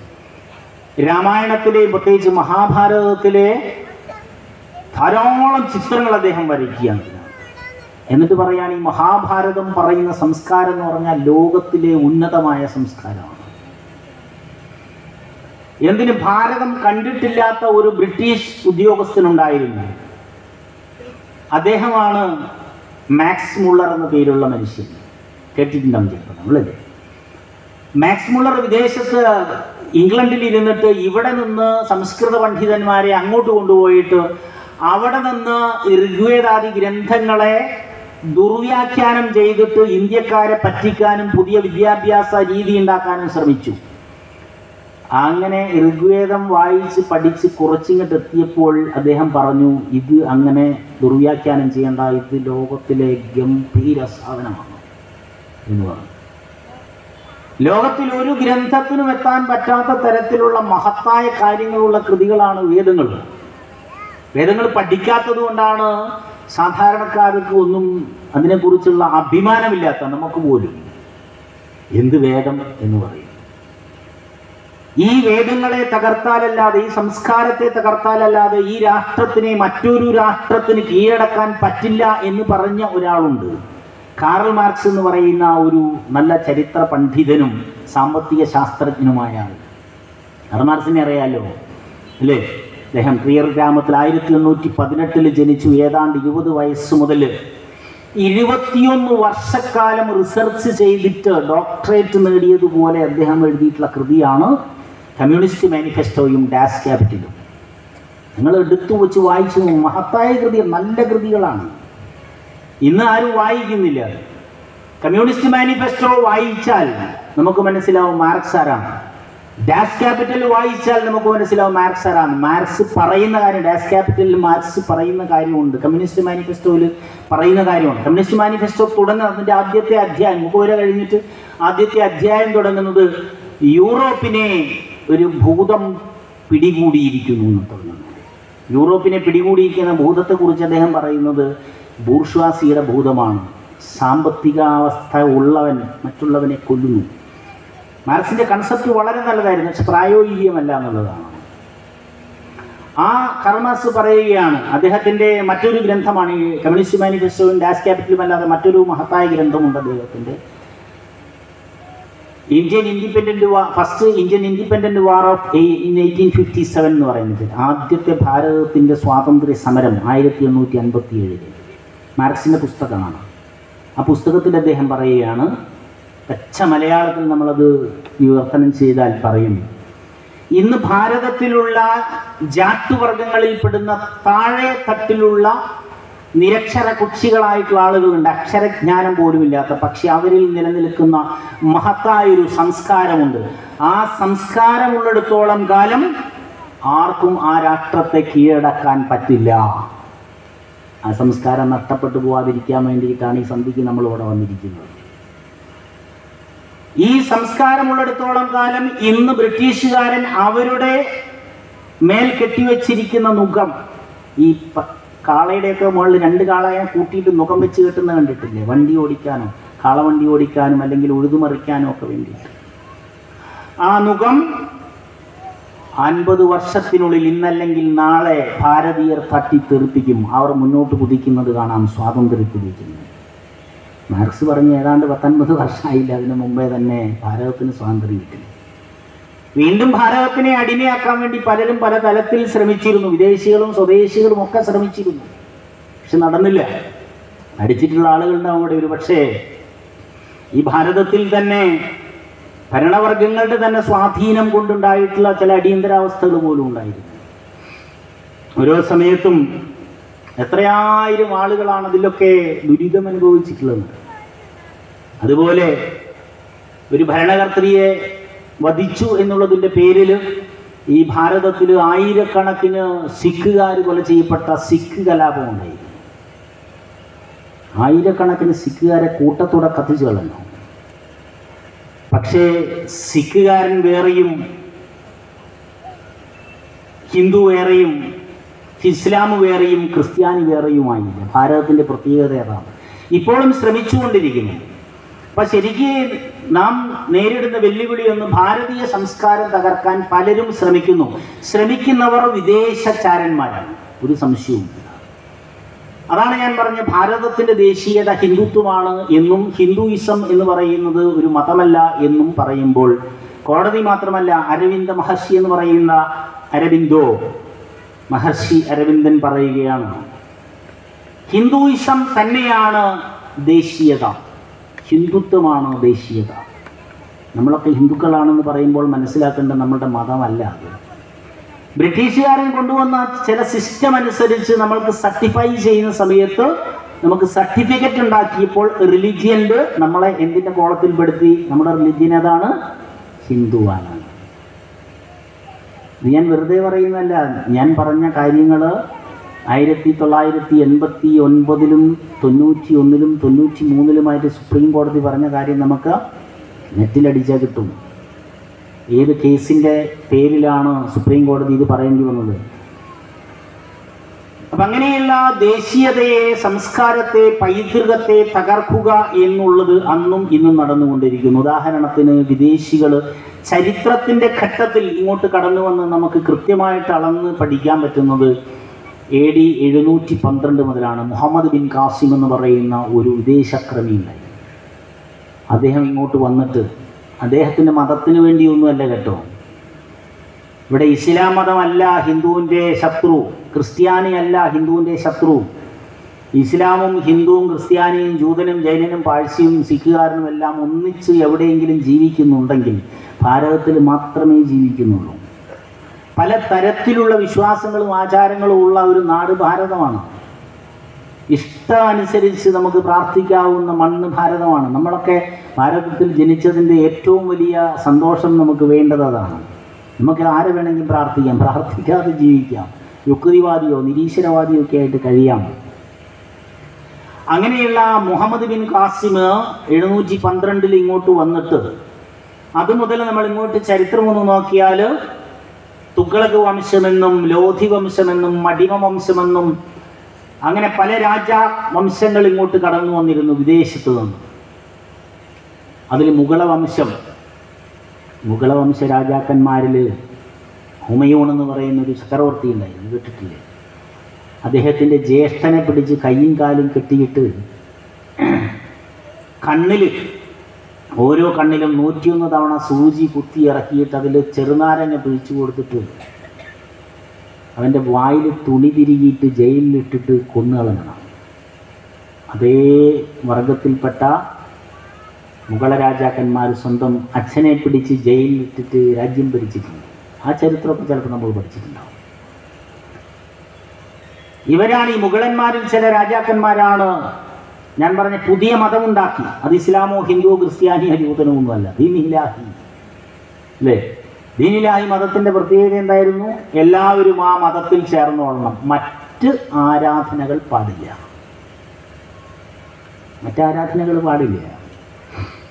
ലോ കോളേജിൽ പഠിച്ച ആരെങ്കിലും ഉണ്ടെങ്കിൽ, അഡ്വക്കേറ്റ്സ് ആരെങ്കിലും ഉണ്ടെങ്കിൽ, ലോ കോളേജിലെ വിദ്യാർത്ഥികൾ ആരെങ്കിലും ഉണ്ടെങ്കിൽ, അധ്യാപകരാരെങ്കിലും ഉണ്ടെങ്കിൽ ഞാൻ പറയുന്നത് ശരിയാണോ എന്ന് അവർ പറഞ്ഞു.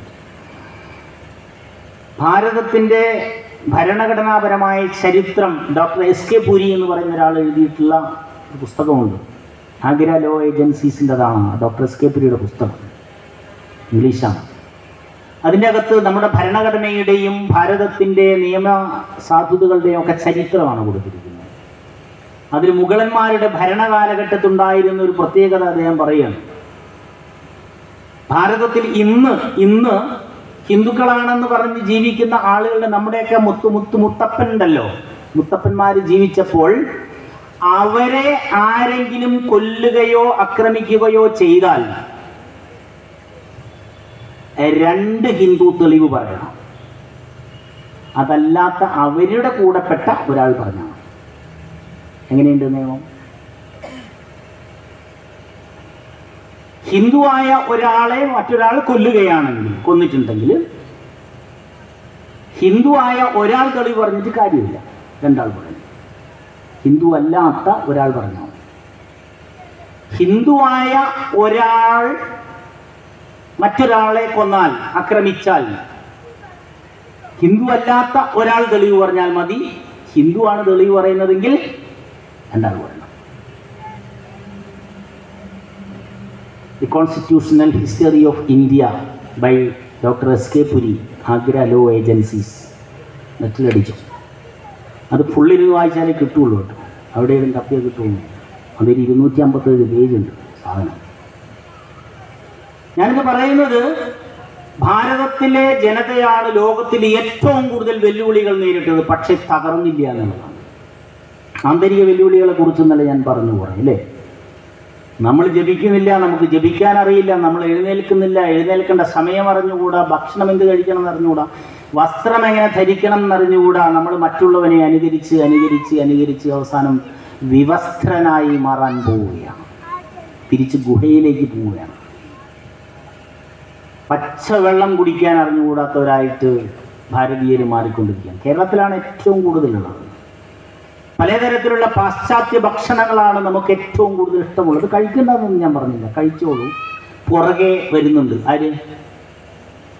ആര്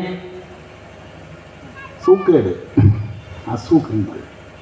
നിങ്ങൾ ഇഷ്ടം പോലെ കഴിച്ചോളൂ. നിങ്ങളോടല്ലേ പറയുന്നത്, ഞാൻ ലോകത്തിനോട് പറയാം, കേരളീയരോട് പറയാണ്. ഒരു 15-20 വർഷം മുൻപ് ഈ കോഴിക്കോട് നഗരത്തിലൂടെ ഒന്ന് കറങ്ങിയാൽ, നിങ്ങൾ കറങ്ങി പലരും ഉണ്ടാവുമല്ലോ, എത്ര ഹോട്ടലുകളുണ്ടായിരുന്നു. ആ ഹോട്ടലിൽ എന്താ കിട്ടുക? ഉച്ചയ്ക്ക് നമ്മൾ കയറി കഴിഞ്ഞാൽ എന്താ കിട്ടുക? ഒരു 20 വർഷം മുൻപൊക്കെ ഒരു ചോറും ഒരു സാമ്പാർ, ഒരു മീൻകറി ഇല്ലേ, ഒരു ഉപ്പേരി, ഒരു പപ്പടം, ചോറ് തരി എന്ന് പറഞ്ഞാൽ അല്ലേ, ചോറ് എടുക്കട്ടെ, ഇല കൊണ്ട്. നമ്മൾ ഉച്ചയ്ക്കാണ് കയറുന്നതെങ്കിൽ വേഗം ഒരു ഇല കൊണ്ടിടും. ഇപ്പോൾ വേഷമൊക്കെ വേറെ കെട്ടിയിട്ട് ഭൂതത്തിനെ പോലെ നിന്നിട്ടിരിക്കും. എന്ത് വേണം? അത് ആദ്യം തന്നെ ഇറങ്ങിയ കോഫി ഹൗസിലാണ്. പിന്നെ പല ഭൂതങ്ങളെയാണ് കാണുന്നത്. പല വേഷം ധരിച്ചിട്ട് ആളുകളെ കാണാം. എന്ത് വേണം? അപ്പം നമ്മൾ ചോദിക്കും, എന്താണ് തിന്നാനുള്ളത്? ഷവർമ എടുക്കട്ടെ. അതെന്താ സാധനം? എനിക്കറിയാം, കണ്ടിട്ടുണ്ടെങ്കിൽ തിരിഞ്ഞ് മുറിച്ചുകൊണ്ട് പോകുന്നത്. പിന്നെ മന്തിയിൽ കുഴിമന്തി ഇല്ലേ, മന്തി എന്ന് പറഞ്ഞാൽ അർത്ഥം എന്താണ്? മന്തി എന്ന് പറഞ്ഞാൽ എന്താ അർത്ഥം? കിഴിമന്തിയോ? മക്കളോട് ചോദിച്ചാൽ അവർക്ക് സത്യം പറയും, രാജാവ് കൊടുക്കാൻ തോന്നുന്നു. നിങ്ങൾ മിണ്ടൂല എന്നില്ല. മന്തി എന്ന് പറഞ്ഞാൽ കുരങ്ങ് എന്നാണ് അർത്ഥം. കരിമന്തി എന്ന് പറഞ്ഞില്ലേ, കരിമന്തി രസായനം, കരിങ്കുരങ്ങ് രസായനം. അതായത് ബുദ്ധിക്ക് മാന്ദ്യമുള്ള ജീവി, കുറച്ച് ബുദ്ധി കുറഞ്ഞ ജീവി, ദാറ്റ് ഈസ് മന്ദൻ. നമ്മൾ ചില ആളുകളെ കുറിച്ച് പറയില്ല, ഓനൊരു മന്ദബുദ്ധി എന്ന് പറയില്ലേ, ആ മന്ദൻ്റെ സ്ത്രീഭാവലിംഗ രൂപത്തിലുള്ളൊരു പദമാണ് മന്തി. അപ്പം ദിവസവും അല്ലെങ്കിൽ ആഴ്ചയ്ക്കും മന്തി കഴിച്ചാൽ എന്താവും? മന്ദാവും. മന്ദന്മാരാവും, മന്തികളാവും, ചിന്താവാം. നമുക്കിപ്പോൾ എവിടെ പോയാലും ഈ സാധനങ്ങൾ പറഞ്ഞപ്പോൾ എന്നോടൊക്കെ പറയുമ്പോൾ ഞാൻ പറയും, താഴേക്ക് വരട്ടെ. അവസാനമാണ് പറയും, ഇഡ്ഡലി സാമ്പാറും ഉണ്ട്, വേണമെന്നിരിക്കും. അയാൾക്ക് എന്നെ കാണുമ്പോൾ തന്നെ സങ്കടമാവും. സാധാരണ ഭക്ഷണമില്ലാത്ത ഹോട്ടലുകൾ ഇഷ്ടം പോലെയുണ്ട് ഇപ്പോൾ കോഴിക്കോട്. സാധാ ഭക്ഷണം കിട്ടില്ല, സാധാ വെള്ളം കിട്ടില്ല, നേരെ ബോട്ടിൽ വെള്ളം കൊണ്ടുപോകും അല്ലേ? പേരൊന്നും ഞാൻ പറയുന്നില്ല. 25 ഉറുപ്പിക്ക് ഒരു ബോട്ടിൽ പച്ചവെള്ളം കിട്ടുന്നില്ലേ? അത് പച്ചവെള്ളമാണെന്നാണോ ധരിച്ചിരിക്കുന്നത്? പച്ചവെള്ളം എന്ന് പറഞ്ഞാൽ എന്താണ്? പച്ച മാംസം എന്ന് പറഞ്ഞാൽ എന്താണ്? പച്ച ഇല എന്ന് പറഞ്ഞാൽ എന്താണ്? ജീവനുള്ളത് എന്നാണ് അർത്ഥം അല്ലേ? പച്ചയ്ക്ക് 4 വർത്താനം പറഞ്ഞെന്ന് പറഞ്ഞാൽ നല്ല പേട്ടയ്ക്കുന്ന വർത്താനം കൊടുക്കുന്നതാണ്. അല്ലെ പേട്ടയ്ക്കുന്ന മത്തി എന്നൊക്കെ പറയുന്നില്ല. പച്ചവെള്ളം എന്ന് പറഞ്ഞാൽ ജീവനുള്ള വെള്ളം. ജീവനുള്ള വെള്ളമാണോ അത്? ചത്ത വെള്ളമാണ്. പച്ചവെള്ളം കിണറ്റിലുള്ളതാണ്, പുഴയിലുള്ളതാണ്, കുളത്തിലുള്ളതാണ്, കടലിലുള്ളതാണ്. കടലിലുപ്പ പോട്ടെ. ഈ വെള്ളത്തിനകത്ത് പല കെമിക്കൽസും ഉണ്ട്. ഒരു ട്രെയിൻ യാത്ര തിരുവനന്തപുരത്തേക്ക് നമ്മൾ ചെല്ലുകയാണെങ്കിൽ ഒരു ബോട്ടിൽ കുടിച്ചാൽ ആ കമ്പനി നിശ്ചയിച്ചിട്ടുണ്ട് നിങ്ങൾ തിരുവനന്തപുരം എത്തുമ്പോഴത്തേക്ക് 3 ബോട്ടിലെങ്കിലും കുറഞ്ഞത് കുടിക്കും. അതിനുള്ള സാധനം അതിനകത്തുണ്ട്. ആ കുപ്പിവെള്ളം കുടിച്ചു നോക്കും നിങ്ങൾ, ദാഹം മാറുകയല്ലേ ചെയ്യാം. തൽക്കാലത്തേക്കാണ്, ഇനി അതിനെക്കാട്ട് ഇരട്ടി ദാഹം വരിക. അതേ സമയത്ത് കുട്ടികളോട് ചോദിച്ചു, ഇപ്പോഴത്തെ കുട്ടികൾക്ക് അറിയുമെന്ന് എനിക്കറിയില്ല. പണ്ടൊക്കെ നമ്മളൊക്കെ ആണെങ്കിൽ ഓടി കളിച്ച്, പണ്ടൊക്കെ കളിച്ച് ഇങ്ങനെ ബീച്ചിലൊക്കെ കളിച്ചിട്ട് ഓടി വീട്ടിലെത്തി എന്താ കുടിക്കുക? പച്ചവെള്ളം കുടിക്കും. കിണറ്റിൽ നല്ല കിണറാണെങ്കിൽ കോരി കുടിച്ചാൽ എന്താണ്, ഒന്നും വേണ്ട, ജ്യൂസും വേണ്ട, ഒന്നും വേണ്ട. ഇപ്പോഴത്തെ നാരങ്ങയോ അല്ലേ, ഓറഞ്ച് അല്ലെങ്കിൽ മുന്തിരിയോ ഒക്കെ എത്ര ദിവസം നിൽക്കും വീട്ടിൽ? മാസങ്ങളോളം നിൽക്കും. ഫ്രിഡ്ജിൽ വെച്ചാൽ മതി, ഒന്നും ആവില്ല. അതിൻ്റെ മുകളിൽ മെഴുക് തേച്ചിട്ടുണ്ട്. ആപ്പിളിൻ്റെ മുകളിലൊക്കെ മെഴുകുണ്ട്. ഞാൻ അങ്ങോട്ട് ഇങ്ങനെ ആക്കിയ മെഴുക് കിട്ടും. കുറേ കാലം കഴിയുമ്പോൾ മെഴുക് മനുഷ്യനായി മാറും. ചില പശുവാനെയൊക്കെ ചത്തിട്ട് കണ്ടില്ലേ? ഓപ്പറേഷൻ ചെയ്ത സമയത്ത്, സർജറി ചെയ്ത സമയത്ത് അതിൻ്റെ വയറ്റിൽ നിന്ന് പ്ലാസ്റ്റിക് ഒക്കെ കിട്ടിയതുപോലെ. അപ്പം നമ്മളെ പലതരത്തിലാണ് ചൂഷണം ചെയ്യാൻ ശ്രമിച്ചുകൊണ്ടിരിക്കുന്നത് പാശ്ചാത്യർ. നമ്മുടെ ഭക്ഷണ രീതികൾ മാറ്റുന്നു, വസ്ത്ര രീതികൾ മാറ്റുന്നു. നമ്മളെ നേരിട്ട് യുദ്ധം ചെയ്യാൻ പറ്റുന്നില്ല. നേരിട്ട് ചൂഷണം ചെയ്തിരുന്ന, യുദ്ധം ചെയ്തിരുന്ന കാലമുണ്ടായിരുന്നു. അങ്ങനെയാണ് 1-ാം ലോക മഹായുദ്ധത്തിലും 2-ാം ലോക മഹായുദ്ധത്തിലുമൊക്കെ പല രാഷ്ട്രങ്ങളെയും നശിപ്പിക്കുകയും പിടിച്ചെടുക്കുകയൊക്കെ ചെയ്തിട്ടുണ്ട്. അതിനു വേണ്ടിയിട്ടാണ് യുദ്ധങ്ങൾ നടക്കുകയും. സ്വാതന്ത്ര്യ സമരം ഭാരതത്തിൽ 1-ാം സ്വാതന്ത്ര്യ സമരം ഒന്നിച്ചാണ് നമ്മൾ ചെയ്തത്. അവിടെ മതവും ജാതിയും ഒന്നും ഉണ്ടായിരുന്നില്ല. പക്ഷെ അത് തകർക്കണം. അതിനാണ് ബ്രിട്ടീഷുകാരനാണ് വളരെ മനോഹരമായ ഒരു നിയമം കൊണ്ടുവന്നത്, ഡിവൈഡ് ആൻഡ് റൂൾ പോളിസി. കേട്ടിട്ടുണ്ടാവും നമ്മൾ അല്ലേ? വിഭജിക്കുക, ഭരിക്കുക. ഹിന്ദുവിനെയും ഇസ്ലാമിനെയും ക്രിസ്ത്യാനിയൊക്കെ തമ്മിലടിപ്പിച്ച് ഭരിക്കുക. ഞാൻ തന്നെ എൻ്റെ കുറഞ്ഞ കാലത്തിനിടയിൽ 14,000 ക്ഷേത്രങ്ങളിൽ പ്രഭാഷണത്തിന് പോയിട്ടുണ്ട്. പല ക്ഷേത്രങ്ങളിൽ ചെന്നപ്പോൾ അവിടേക്കുള്ള വഴി തന്നിരിക്കുന്നത് ഇസ്ലാം തന്ന വഴികളുണ്ട്, ക്രിസ്ത്യാനി തന്ന വഴികളുണ്ട്. ധാരാളം ക്ഷേത്രങ്ങളിൽ ക്രിസ്ത്യാനികൾ പ്രാർത്ഥിക്കാൻ വരുന്നു. എന്ത്, നമ്മുടെ കോഴിക്കോട് തന്നെ ധാരാളം ക്ഷേത്രങ്ങളിൽ വരുന്നുണ്ടല്ലോ മുസ്ലിങ്ങളും ക്രിസ്ത്യാനികളും ഒക്കെ. ഇപ്പം കാരന്തൂർ ഹരഹര മഹാദേവ ക്ഷേത്രം പോയിട്ടുണ്ടാവും നിങ്ങൾ. അവിടെ പുലർച്ചെ പോയി നോക്കുക. രാവിലെ ഒരു 5:30-6 മണീൻ്റെ ഇടയ്ക്കാണെങ്കിൽ ധാരാളം മുസ്ലിങ്ങൾ വന്ന് കാണാം, കറുത്ത വസ്ത്രമൊക്കെ ധരിച്ചിട്ട്. പക്ഷെ ആളുകൾ കണ്ടാൽ അവരെ വേണമെങ്കിൽ വിലക്കും. ബലികർമ്മത്തിന് ഏറ്റവും കൂടുതൽ ആളുകൾ വരുന്നൊരു സ്ഥലം അവിടെയാണ്. ഇവിടെയൊക്കെ വരുന്നത് പോലെ തന്നെ അങ്ങ് തുടങ്ങിയിട്ട് എന്താ പറയുക, കുന്നമംഗലം മുക്കം റോട്ടിലേക്കൊക്കെ വണ്ടികൾ ഇങ്ങനെ ക്യൂ ആയിട്ടിട്ടാണ് ആളുകൾ ബലികർമ്മം നടത്താൻ പോകുന്നത്. കാരന്തൂർ ഹരഹര മഹാദേവ ക്ഷേത്രത്തിൽ അവിടെ പുലർച്ചെ വന്ന് ബലിയിട്ട് പോകുന്ന എത്രയോ മുസ്ലിങ്ങളും ക്രിസ്ത്യാനികളും ഉണ്ട്. അവരിന്നും ഒന്നിച്ചാണ് ജീവിക്കുന്നത്.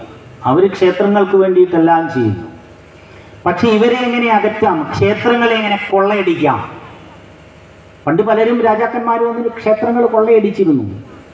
നമ്മളേറ്റ വെല്ലുവിളികളിൽ കേരളത്തിലെ പ്രത്യേകിച്ച് ടിപ്പുവിൻ്റെ പടയോട്ട കാലത്ത് ആയിരക്കണക്കിന് ക്ഷേത്രങ്ങൾ തകർത്ത് കളഞ്ഞു, പൊളിച്ചു കളഞ്ഞു. എന്തിനാണെന്നറിയാം? അവിടെയൊക്കെ സമ്പത്ത് ഉണ്ടാവും എന്നറിയാം. സ്വർണ്ണ നാണയങ്ങളുണ്ടാവും, വൈരങ്ങളുണ്ട്. ഇപ്പം നമ്മൾ കണ്ടില്ലേ തിരുവനന്തപുരത്ത് ശ്രീ പത്മനാഭസ്വാമി ക്ഷേത്രത്തിലൊക്കെ നിലവറയിൽ കോടാനുകോടികളുടെ സ്വത്താണുള്ളത്. പണ്ട് പല വിദേശികളും യുദ്ധം ചെയ്യുമ്പോൾ കാണാൻ പറ്റാത്ത രീതിയിൽ അത് രാജാക്കന്മാർ മാറ്റിവെച്ചതാണ്.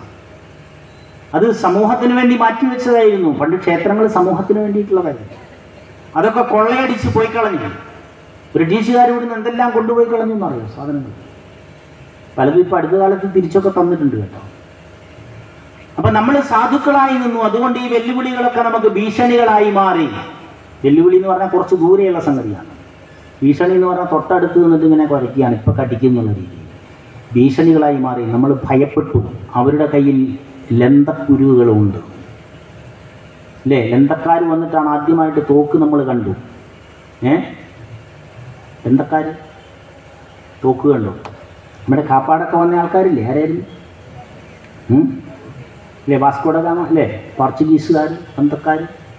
അവരാണ് ആദ്യമായിട്ട് നമ്മളെ തോക്ക് കാണിച്ചിട്ട് പറഞ്ഞു ഇതിങ്ങനെ ഇതാ നോക്കിയെന്ന്. നമ്മൾ പേടിച്ചു. അയ്യോ ഞങ്ങൾ പാവം ഹിന്ദുക്കൾ, നമ്മൾ ഒതുങ്ങിയിരുന്നു. അതാ ഇന്നലെ ഞാൻ പറഞ്ഞത്. പക്ഷേ എപ്പോഴാണോ ഭാരതം ഹിന്ദുത്വം ഉയർത്തെഴുന്നേറ്റിട്ടുള്ളത്, ആനി ബെസന്റ് പറയുകയാണ്. ആനി ബെസന്റ് പറഞ്ഞ ഹിന്ദുത്വം നശിച്ചാൽ ഭാരതം നശിക്കും. ഹിന്ദുത്വം എപ്പോഴാണോ ഉയർത്തെഴുന്നേറ്റിട്ടുള്ളത് അപ്പോൾ ഭാരതം ഉയരും. ലോകത്തിൻ്റെ മുൻപിൽ ഭാരതം ശക്തമായി. നിങ്ങൾ ഈ ക്ഷേത്രം ഇനി പുനഃപ്രതിഷ്ഠയും അതിൻ്റെ മഹോത്സവങ്ങളും അതിൻ്റെ കാര്യങ്ങളൊക്കെ നടക്കുമ്പോൾ കോടികൾ ഇവിടെ ചെലവഴിക്കേണ്ടി വരും അല്ലേ? എന്താ ചിന്തിച്ചിരിക്കുന്നത്? എങ്ങനെ ഉണ്ടാക്കുക? നിങ്ങൾ വെറുതെ ഒന്ന് വിചാരിച്ചാൽ മതി ഉണ്ടാവും. വെറുതെ വിചാരിച്ചാൽ മതി ഉണ്ടാവും. 1526 തകർത്ത് മകുടമുണ്ടാക്കി വെച്ചതാണ് അയോധ്യയിലെ സ്ഥാനത്ത് മിർബാക്കി അല്ലേ? ബാബറുടെ കയ്യാളായിരുന്നു. അതിനു മുൻപേ തന്നെ അവിടെ പിടിച്ചടക്കാനുള്ള യുദ്ധങ്ങൾ 1226 തന്നെ ചില നിയമങ്ങളൊക്കെ പാസ്സാക്കിയിരുന്നു. വിദേശ രാജാക്കന്മാർ വന്നിട്ട് അവിടേക്ക് പോകണമെങ്കിൽ ടാക്സ് കൊടുക്കണം. ഇപ്പോഴും അങ്ങനെയല്ലേ? എങ്ങനെയാ ശബരിമലയ്ക്ക് പോകുമ്പോൾ എങ്ങനെയാ? സാധാരണ ബസ്സിൻ്റെ കൂലിയാണോ വാങ്ങുന്നത്? ആണോ? പമ്പയിൽ നിന്ന് അങ്ങോട്ട് അല്ല, പമ്പയിലല്ല, പമ്പയിൽ വരെ നിലയ്ക്കൽ നിന്ന് സാധാരണ ബസ് കൂലിയാണ് മേടിക്കുന്നത്. പോയിട്ടില്ല അല്ലേ? പോയവരോട് ചോദിച്ചു. ആ സമയത്ത് കാശ് കിട്ടും. തിരുനെല്ലിയിലേക്ക് ക്ഷേത്രത്തിലേക്ക് പോകുമ്പോൾ സാധാരണ ഇന്ന് നാളെ മറ്റന്നാളോ നിങ്ങൾ പോയിക്കോളൂ. അപ്പം നിങ്ങൾക്ക് തിരുനെല്ലി വരെ നിങ്ങളുടെ പ്രൈവറ്റ് വാഹനം കൊണ്ടുപോകാം. നമ്മൾ ഒതുങ്ങിയിരിക്കുകയാണ് പാവം. ഞാനൊക്കെ പറയുന്നത് കേട്ടിങ്ങനെ ഇരിക്കുകയാണ്. വാവുബലിക്ക് തിരുനെല്ലിയിലേക്ക് പോകുമ്പോൾ 4 ദിവസം മുൻപേ ഒരു തിട്ടൂരം വരും, ഒരു നിയമം ഇറക്കും. അവിടുത്തെ വേണ്ടപ്പെട്ട ആളുകൾ എന്താ പറയുക? പ്രൈവറ്റ് വാഹനങ്ങളിൽ വരുന്നവർ കാട്ടിക്കുളത്തിനിപ്പുറത്ത് നിർത്തിക്കൊള്ളും. എന്നിട്ട് സർക്കാർ ബസ്സിനെ പോകാവൂ. എന്തിനാണത്? നമുക്ക് സൗകര്യത്തിന് വേണ്ടിയിട്ടാണോ? ആണോ? പിന്നെന്തിനാ? കാശ് കൂടുതൽ സർക്കാരിന് കിട്ടാനാണ്. ആര് ഭരിക്കുന്നു എന്ന് നമ്മൾ നോക്കരുത്. ഇനി വേറെയും ഭരിക്കാൻ വരും ആൾക്കാർ. ഏതാൾക്കാർ വന്നാലും ശരി, ഇതൊക്കെ നിലനിർത്താനുള്ള ശ്രമം നടക്കും. എന്തിനും കാശാണ്, ഏതിനും കാശാണ്. ശബരിമലയിലൊക്കെ പോയി കഴിഞ്ഞാൽ ഒരു സ്ഥലത്ത് അവിടെ താമസിക്കുന്ന വിരിവിച്ചുറങ്ങുന്ന സ്ഥലത്ത് മുകളിൽ ചുറ്റുവട്ടത്തിൽ എവിടെയും വെള്ളമില്ല, കുടിവെള്ളമില്ല. ഇക്കൊല്ലം പോയിട്ടുള്ളവരാരെങ്കിലും ഉണ്ടോ? കൈവോക്ക് അല്ലേ? സന്നിധാനത്ത് കുടിവെള്ളം തൊട്ടടുത്ത് കിട്ടാനല്ല കിടക്കുന്നിടത്ത്. എന്തിനാണെന്നറിയോ? നമ്മളടുത്ത കടയിൽ പോയിട്ട് 43 രൂപയാണ് ഒരു ചെറിയ ബോട്ടിൽ വത്തക്ക വെള്ളത്തിന്. ഈ വർഷത്തേതാണ് ഞാൻ പറയുന്നത്. നമ്മളതും വാങ്ങിയിട്ട് കുടിച്ച് സുഖമായിട്ട് പോയി. എല്ലാ സ്ഥലത്തും കാണിക്കുകയും ഇടണ്ടെന്നൊന്നും ഞാൻ പറയുന്നില്ല, ഇടണോന്ന് ആലോചിച്ച് നോക്കുക.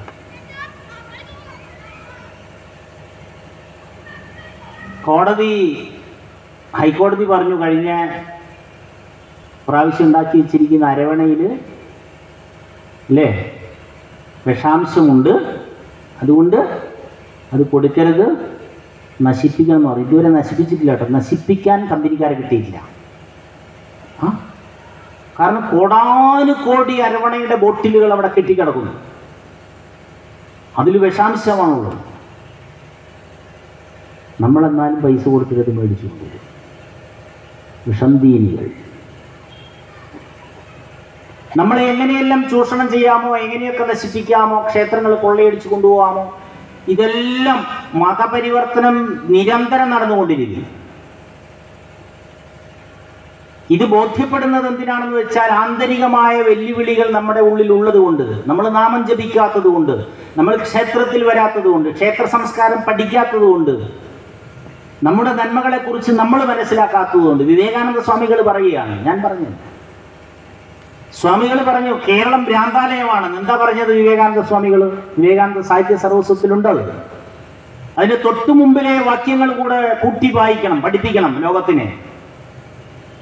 സ്വന്തം സംസ്കാരം എന്താണ്, പിതൃത്വം എന്താണ്, ദേശീയത എന്താണെന്ന് തിരിച്ചറിയാതെ മതം മാറി പിന്നീട് അന്ധവിശ്വാസങ്ങളിലേക്കും അനാചാരങ്ങളിലേക്കും തമ്മിലടികളിലേക്കും മാറിപ്പോയിട്ടുള്ള ഈ കേരളത്തിലെ ജനതയെ കാണുമ്പോൾ എനിക്ക് തോന്നുന്നു കേരളം ജാതി സ്പർദ്ധ കൊണ്ടെല്ലാം ഒരു ഭ്രാന്താലയമായി മാറിയിരിക്കുന്നു. ഇത് മുഴുവൻ ആരെങ്കിലും പറഞ്ഞു തന്നോ? നമ്മളോട് കേരളം ഭ്രാന്താലയമാണ്, ജാതിയുടെ ഭ്രാന്താലയമാണെന്ന് വിവേകാനന്ദൻ പറഞ്ഞിട്ടുണ്ട്. അതിന് മുമ്പ് മൂപ്പരെന്താ പറഞ്ഞത്? ഗീതയിലെ ഒരു ശ്ലോകത്തിന്റെ ഒരു മൂല കടിച്ച് പൊട്ടിച്ച് പിടിച്ച് പറിച്ച് മുറിച്ചെടുത്തിട്ട് നമ്മളെ കാണിച്ചിട്ട് പറയാ, കർമ്മണ്യേവാധികാരസ്തേ മാ ഫലേഷു കദാചന. നീ കർമ്മം ചെയ്താൽ മതി, ഫലം ചോദിക്കരുത്, ഫലം ആഗ്രഹിക്കരുത്. അപ്പൊ നമ്മൾ വിചാരിക്കുക ഗീത ഇതാണോ? പണിയെടുത്തോളുക, കൂലി ചോദിക്കരുത്. അങ്ങനെയല്ലേ പറഞ്ഞത്? ഇതിൻ്റെ അർത്ഥം നീ കർമ്മം ചെയ്താൽ മതി, ഫലം ആഗ്രഹിക്കുക എന്ന് പറഞ്ഞാൽ നീ പണിയെടുത്തോളൂ, കൂലി ചോദിക്കരുത്. ആ കർമ്മയോഗം മുഴുവൻ ഒന്ന് വായിച്ചു നോക്കുക, അപ്പൊ മനസ്സിലാവും. തമാശ പറയില്ല. ഒ വി വിജയൻ എന്ന് പറയുന്ന ഒരു എഴുത്തുകാരനെ കുറിച്ച് കേട്ടിട്ടില്ലേ? കഴിഞ്ഞ ദിവസം എന്തോ ഞാൻ പറഞ്ഞിരുന്നു. ആവർത്തനമാണോന്ന് ഓർമ്മയില്ല കേട്ടോ, പറഞ്ഞിട്ടില്ല. ഞാനിങ്ങനെ ദിവസവും പ്രഭാഷണമായിട്ട് പല സ്ഥലത്ത് നടക്കുന്നതുകൊണ്ട് എന്തൊക്കെ പറയുന്നു, ആവർത്തിക്കാൻ സാധ്യത കുറവാണ്. വിജയൻ്റെ ഒരു ശ്രദ്ധേയമായ കേവലം ഇത്രയും പോരുന്ന ഒരു പുസ്തകമുണ്ട്, 24 പേജേ ഉള്ളൂ. പറ്റുമെങ്കിൽ നാളെ തന്നെ ഒന്ന് വായിച്ചു, ഗൂഗിളിൽ അടിച്ചാൽ കിട്ടും. കഥകളാണ്, 6 കഥകളുടെ ചെറിയ സമാഹാരം, 4 പേജ് വെച്ചാണ് ഓരോ കഥകൾ. 6 4 24 പേജേ ഉള്ളൂ. അശാന്തി എന്നാണ് ആ കഥാസമാഹാരത്തിൻ്റെ പേര്. ബ്രാക്കറ്റിൽ രതിയുടെ കഥകൾ എന്ന് കൊടുത്തിട്ടുണ്ട്. രതി എന്ന് പറഞ്ഞാൽ നമുക്ക് ഉണ്ടാകുന്ന ഭൗതികമായ സുഖങ്ങളോടുള്ള ആസക്തി, ഭക്ഷണമായാലും വസ്ത്രമായാലും അങ്ങനെ ഭൗതിക സുഖങ്ങളോടുള്ള ആസക്തി, ആ രതി. ഈ അശാന്തി എന്ന് പറയുന്ന കഥാസമാഹാരത്തിൻ്റെ ആദ്യത്തെ കഥയുടെ പേര് വ്ളാദിമീർ ഇലിയാനോവിച്ച് ലെനിൻ്റെ ജീവിതവും മരണവും. ലെനിൻ ഉണ്ടല്ലോ, പഴയ കമ്മ്യൂണിസ്റ്റുകാരനായിട്ടുള്ള റഷ്യയിലെ ലെനിൻ, അദ്ദേഹത്തിൻ്റെ ജീവിതത്തെക്കുറിച്ചും മരണത്തെക്കുറിച്ചും ഒരു കഥയുണ്ടാക്കി. ഇങ്ങനെ വന്ന് രണ്ടാമത്തെ കഥ കഴിഞ്ഞ് മൂന്നാമത്തെ കഥയുടെ പേര്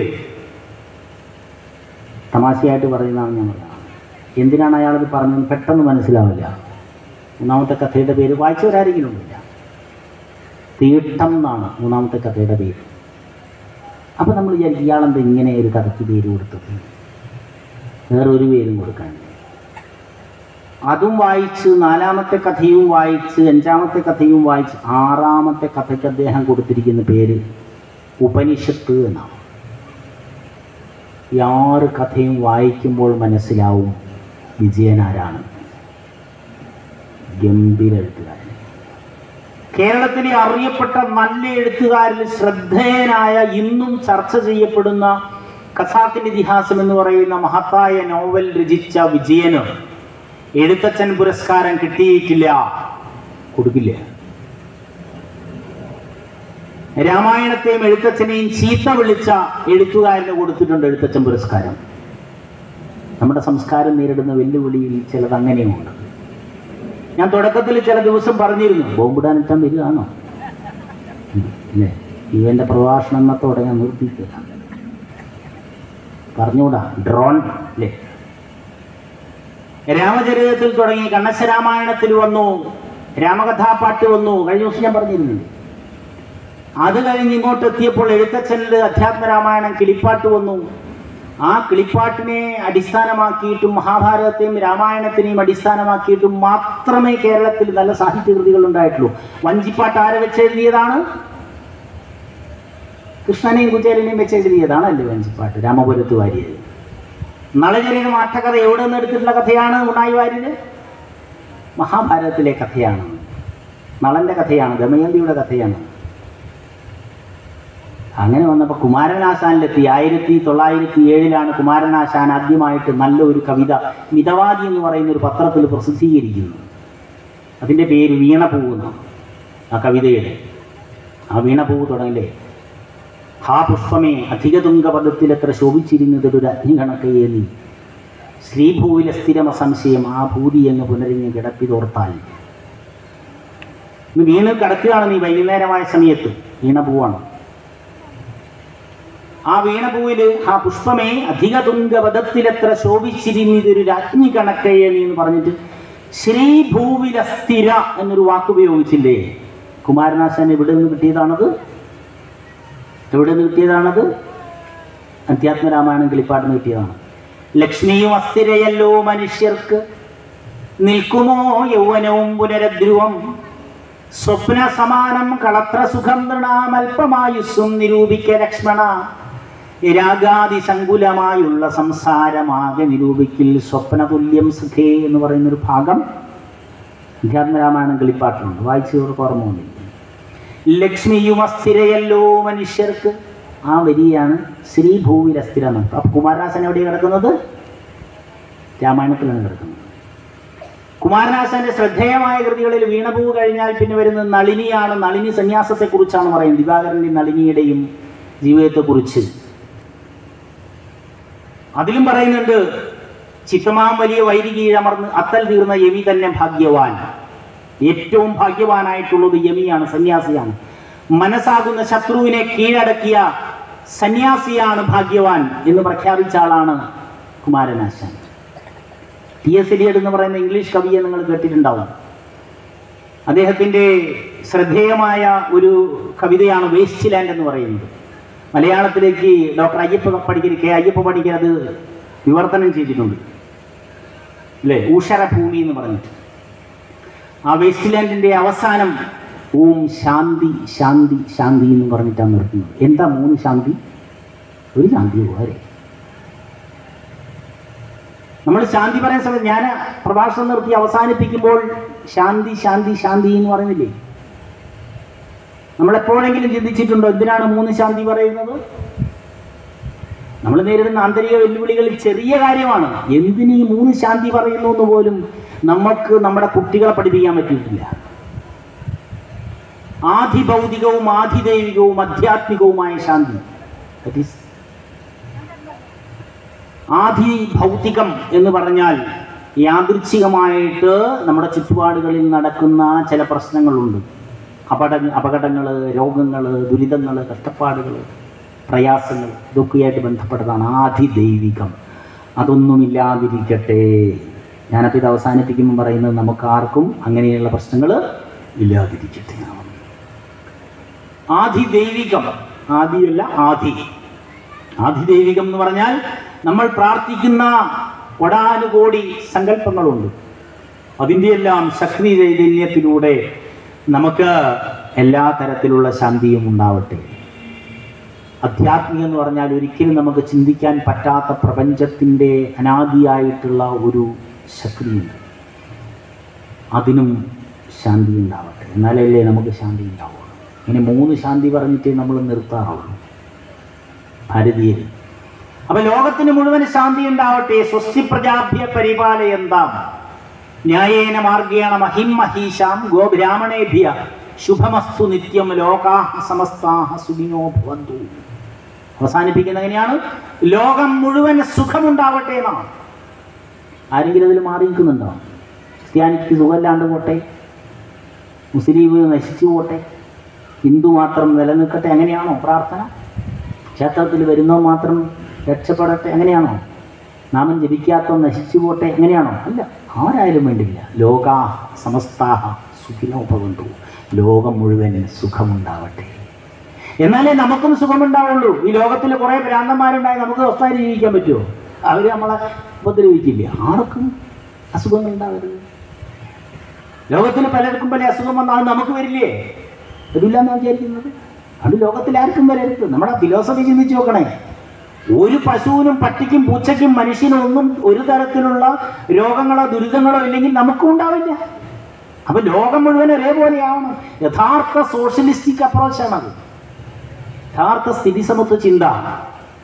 ഈ ചിന്തയെയാണ് തകർത്തുകൊണ്ട് പറയുന്നത് വേദങ്ങൾ മ്ലേച്ഛമാണ്, ഉപനിഷത്തുകൾ കള്ളക്കഥയാണ്, ഇതിഹാസവും പുരാണവും ഒക്കെ വരേണ്യവർഗത്തിൻ്റെതാണ്. ഞാൻ ആദ്യ ദിവസം പറഞ്ഞിരുന്നു, വരേണ്യവർഗമല്ല ഇന്ന് കാണുന്ന നമ്മൾ വിചാരിക്കുന്ന ഏതെങ്കിലും ഇല്ലത്ത് ജനിച്ച പൂണൂല് ധരിച്ച ബ്രാഹ്മണൻ എഴുതിയതല്ല മഹാഭാരതവും രാമായണവും. എന്തിനു വേദങ്ങളെപ്പോലും പകുത്തുവെച്ചത് വേദവ്യാസനാണ്.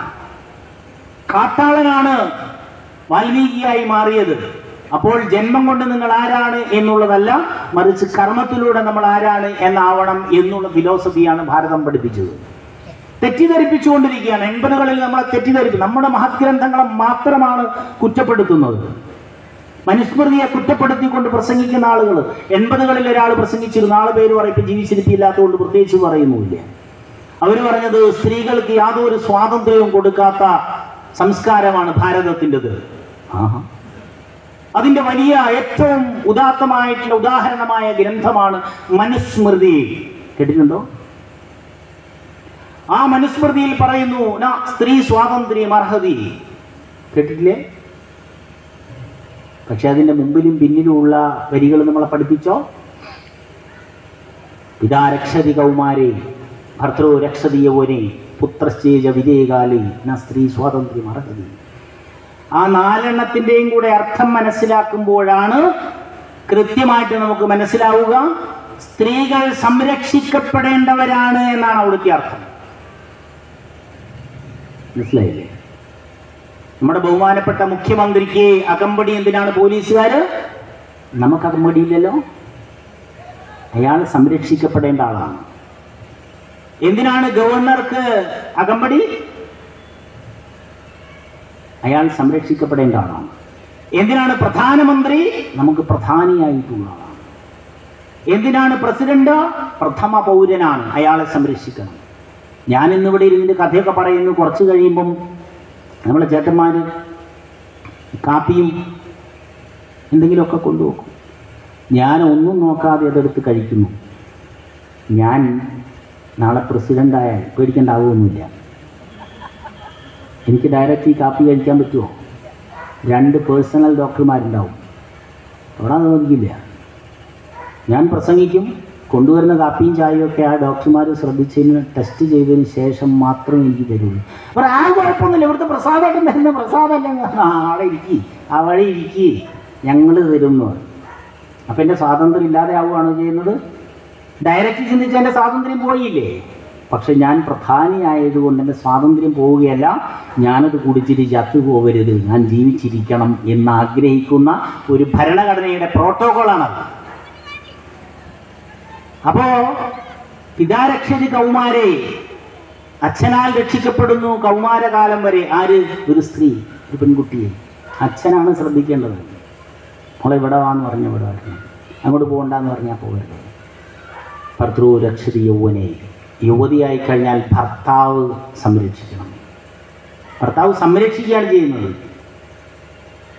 പുത്രോ രക്ഷതി വാർദ്ധക്യേ, ആൺകുട്ടികളാണ് വാർദ്ധക്യത്തിൽ അമ്മമാരെ ശ്രദ്ധിക്കുന്നത്. അതിൽ കവിഞ്ഞെന്ത് സ്വാതന്ത്ര്യം എന്നാണ് അതിനർത്ഥം വരുന്നത്. ഇത് കൂട്ടി വായിക്കുമ്പോൾ സംസ്കൃതം അറിഞ്ഞുകൂടാത്തവരെ പറഞ്ഞു പറ്റിക്കാൻ എളുപ്പമാണ്. അങ്ങനെ പറഞ്ഞു പറ്റിക്കാൻ സ്ത്രീക്ക് സ്വാതന്ത്ര്യം കൊടുക്കാത്ത ഗ്രന്ഥമാണ് മനുസ്മൃതിയാണ്. പാവം ആ സ്ത്രീ ഇപ്പോൾ ജീവിച്ചിരിപ്പില്ല, സ്ത്രീയായിരുന്നു എന്ന് പറഞ്ഞത്. ആ സ്ത്രീ എന്നിട്ട് അവസാന കാലത്ത് ചക്കുളത്തുകാവിൽ പോയിട്ട് നാരീ പൂജ നടത്തി. ആളെ നിങ്ങൾക്ക് ആർക്കെങ്കിലും അറിയുമോ എന്ന് എനിക്കറിഞ്ഞൂടാ, പേര് ഞാൻ പറഞ്ഞില്ല. കഷ്ടം. ലാസ്റ്റ് ക്ഷേത്രങ്ങളിലായിരുന്നു അവർ പോകാറുണ്ടായിരുന്നു. പലരും അങ്ങനെയാണല്ലോ. ആദ്യമൊക്കെ ദൈവമില്ല, പടച്ചവനില്ല, ക്ഷേത്രം പൊളിക്കണം, ക്ഷേത്രത്തിൻ്റെ സ്ഥാനത്ത് വിദ്യാഭ്യാസം ഉണ്ടാക്കിയാൽ എത്ര നല്ലതാണ്, വീട് വെച്ച് കൊടുത്താൽ നല്ലതാണെന്നൊക്കെ ചോദിക്കും. അവസാനമാകുമ്പോൾ 10, 60, 80, 10 ഒക്കെ ആകുമ്പോൾ ക്ഷേത്രത്തിലേക്ക് വരും.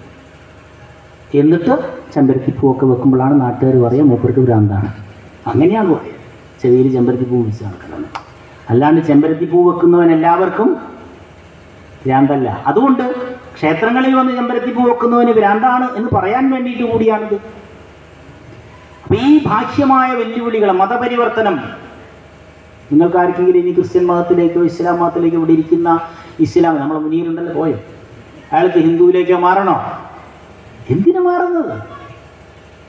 അയാളായി ജീവിക്കട്ടെ അല്ലേ? അയാളെല്ലാ ക്ഷേത്രങ്ങളിൽ പോകുമ്പോൾ ഇറച്ചി മീനൊന്നും കൂട്ടാതെ വരുന്ന ആളാണ് അയാൾ അങ്ങനെ മാംസം വല്ലാതെ കഴിക്കാറില്ല എന്നൊക്കെ പറഞ്ഞാൽ ഈ മറ്റേ ചിക്കനൊന്നും കഴിക്കാറുമില്ല എന്ന് പറഞ്ഞു. കഴിക്കാറുണ്ട് അല്ലേ? എത്രയോ 25 നോമ്പെടുക്കുന്ന ക്രിസ്ത്യാനികളെ ധാരാളം എനിക്കറിയാം. അവർ മണ്ഡലകാലത്ത് വ്രതമനുഷ്ഠിക്കുന്നവരുമുണ്ടല്ല. എനിക്കറിയാം എത്രയോ ആളുണ്ട്. അവർക്കറിയാം വ്രതം എടുക്കാൻ നല്ലതാണ്. അത് മതം മാറുമൊന്നും വേണ്ട. മതം മാറിയാൽ മാത്രമാണോ, നിങ്ങൾ ഇസ്ലാം ഹിന്ദു ആയാൽ മാത്രമാണോ ഈശ്വരനെ കാണാൻ പറ്റുക? ആണോ? ഹിന്ദു ക്രിസ്ത്യാനി ആയാലാണോ ഈശ്വരനെ കാണാൻ പറ്റുക? അങ്ങനെ പറഞ്ഞ് നടക്കുന്ന ചില ആളുകളുണ്ടാവും. സന്യാസിമാരുണ്ടാവാം, പള്ളിയിലച്ചന്മാരുണ്ടാവാം, വല്ലമാരുണ്ടാവാം. കളവാണ് പറയുന്നത്. ഏത് മതത്തിൽ വിശ്വസിച്ചാലും അതാണ് ഭഗവാൻ കൃഷ്ണൻ പറഞ്ഞത്, ഏ യഥാമാം പ്രപദ്യന്തേ താം സദൈവ ഭജാമ്യഹം മമ വർത്തമാനുവർത്തന്തേ മനുഷ്യ പാർത്ഥ സർവശ. ഗീതയിൽ നീ ആരെ പ്രാർത്ഥിച്ചാലും അതെന്നെയാണ് പ്രാർത്ഥിക്കുന്നത്. ആകാശാത് പതിതം തോയം, ആകാശത്ത് നിന്നിങ്ങനെ മഴ പെയ്യുന്ന വെള്ളം ചാടി വരുമ്പോൾ യഥാ ഗച്ഛതി സാഗരി, അതിങ്ങനെ കടലിലേക്ക് പോയി ചേരും. സാഗരത്തിൽ ഒറ്റത്തുള്ളികളായി വന്നതൊക്കെ കടലിലെത്തി കഴിഞ്ഞ ഒരു തുള്ളിയായിട്ടാണ് മാറുന്നത്. എല്ലാം ഒന്നായി മാറും. സർവദേവ നമസ്കാരം കേശവം പ്രതി ഗച്ഛതി. ആരെ നീ നമസ്കരിച്ചാലും എല്ലാം ഒരു ഈശ്വരനിലാണ് എത്തുന്നത് എന്ന് പഠിച്ചോളൂ. വൈഷ്ണവാചാര്യന്മാർ പറഞ്ഞാണ്. ഈ സംസ്കാരത്തെ തകർത്താലേ ഈ ഭാരതത്തിനെ ചൂഷണം ചെയ്യാനും തകർക്കാനും പറ്റുകയുള്ളൂ.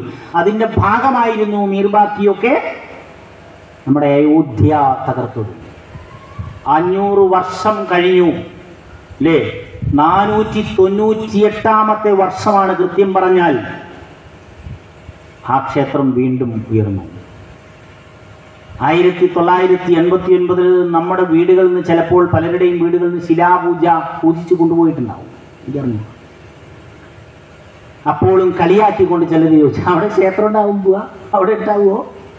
ആര് പറഞ്ഞു അമ്പലം ഉണ്ടാവാനാ? നിങ്ങൾക്ക് എന്താ ഭ്രാന്താണോ? 92 ഖർസേവകന്മാരെ വെടിവെച്ച് കൊന്നു, കോത്താരി സഹോദരന്മാർ ഉൾപ്പെടെയുള്ള ആളുകൾ അല്ലേ? എന്നിട്ടും തകർന്നില്ല. ഞാൻ ഇന്നലെ പറഞ്ഞു, നേശേ ബലസ്യേതി ചരേത ധർമ്മം. ബലമുള്ളവൻ ധർമ്മം ചെയ്താലും അധർമ്മം ചെയ്താലും ലോകം അംഗീകരിക്കും. ഞങ്ങളെ തകർത്തവനെ തകർക്കാൻ ഞങ്ങൾക്ക് അറിയാം. വിവേകാനന്ദ പാറയില്, അത് വിവേകാനന്ദന് സ്മാരകമായി വരുന്നതിന് മുൻപ്, 1957 മുൻപ് ആ പാറ കീഴടക്കാൻ അവിടെ കന്യാകുമാരിയിൽ ചില ആളുകൾ വന്നിരുന്നു. ആ പാറയിലേക്ക് ഇവിടുന്ന് പോയ ആളുകൾ ഉണ്ടാവും, എനിക്കറിഞ്ഞുകൂടാ, ഉണ്ടോ എന്ന് മുതിർന്ന നമ്മുടെ ഗുരുക്കന്മാരോട് ചോദിച്ചു നോക്കുക. ഇവിടെ നിന്നും പോയ ആളുകൾ ഉണ്ടാവും ചിലപ്പം. ആ ത്രിവേണി സംഗമത്തിനെ നീന്തി മുറിച്ച് കടന്ന് പാറയിൽ പോയിട്ട് അതിനുശേഷം ഇന്ന് നിങ്ങൾ ആരെങ്കിലും അടുത്ത കാലത്ത് ആരെങ്കിലും വിവേകാനന്ദ പാറയിൽ വിവേകാനന്ദ ക്ഷേത്രത്തിൽ പോയിട്ടുണ്ട്? ആരും പോയിട്ടുണ്ടോ അല്ലേ?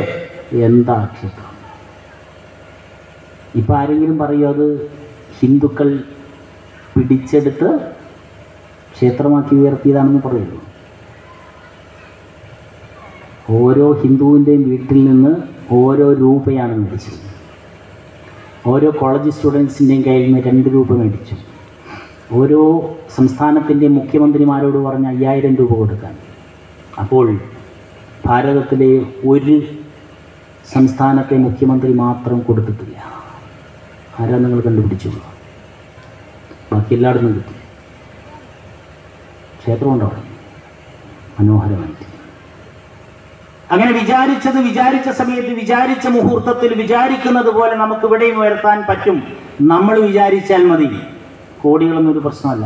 നിങ്ങൾ മാത്രം വിചാരിച്ചാൽ മതി. എൻ്റെ ശ്രമം കൊണ്ട് മാതൃസമിതിൻ്റെ ആളുകൾ വിചാരിക്കും എൻ്റെ ശ്രമം കൊണ്ട് ഈ ക്ഷേത്രത്തിൻ്റെ പുനരുദ്ധാരണ പ്രവർത്തനത്തിന് വേണ്ടിയിട്ട് ഒരു 50,000 രൂപ എൻ്റെ കയ്യിൽ നിന്ന് കൊടുക്കാനുണ്ടാവില്ല, ചിലപ്പോൾ ഞാൻ കളക്ട് ചെയ്ത് കൊടുക്കും എന്നൊരു തീരുമാനം നിങ്ങൾ എടുത്താൽ, ഒരു ഹിന്ദു അങ്ങനെ ഒരു തീരുമാനം എടുത്താൽ അതിന് മാറ്റമില്ല,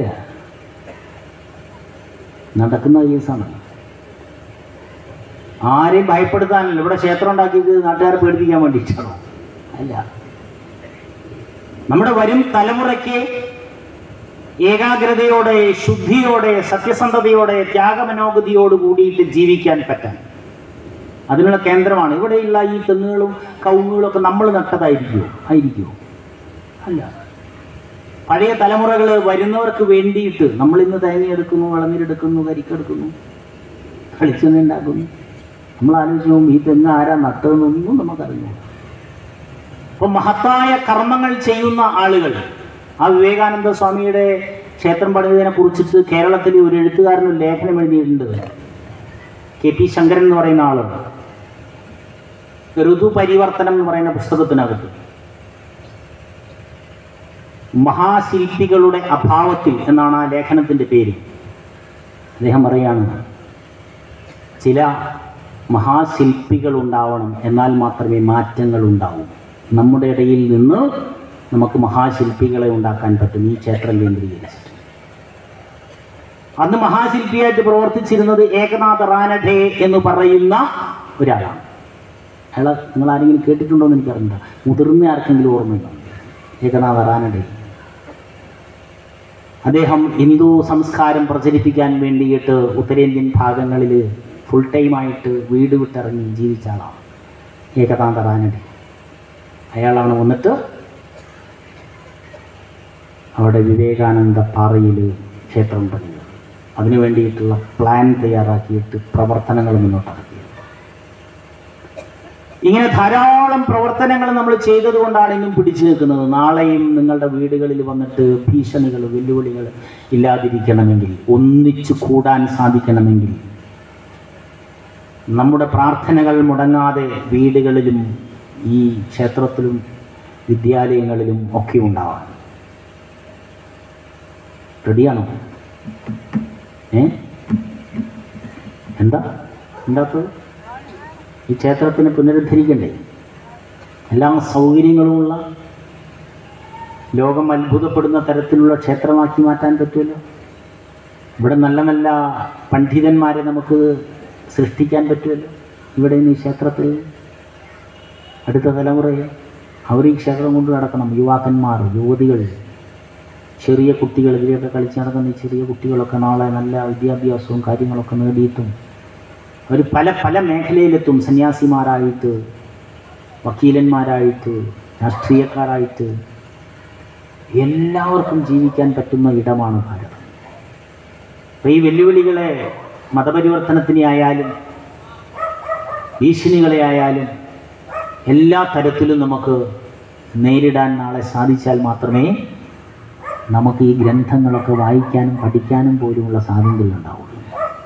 ഇല്ലെങ്കിൽ നമ്മളെ വീണ്ടും അധിനിവേശിച്ച് കഴിഞ്ഞാൽ, പാശ്ചാത്യർ അധിനിവേശിച്ചതുപോലെ നമ്മളെ അടിമകളാക്കി കഴിഞ്ഞാൽ വീണ്ടും ഇവിടെ ചില എഴുത്തച്ഛന്മാർ ജനിക്കേണ്ടി വരും, പഴശ്ശിരാജാക്കന്മാർ ജനിക്കേണ്ടി വരും.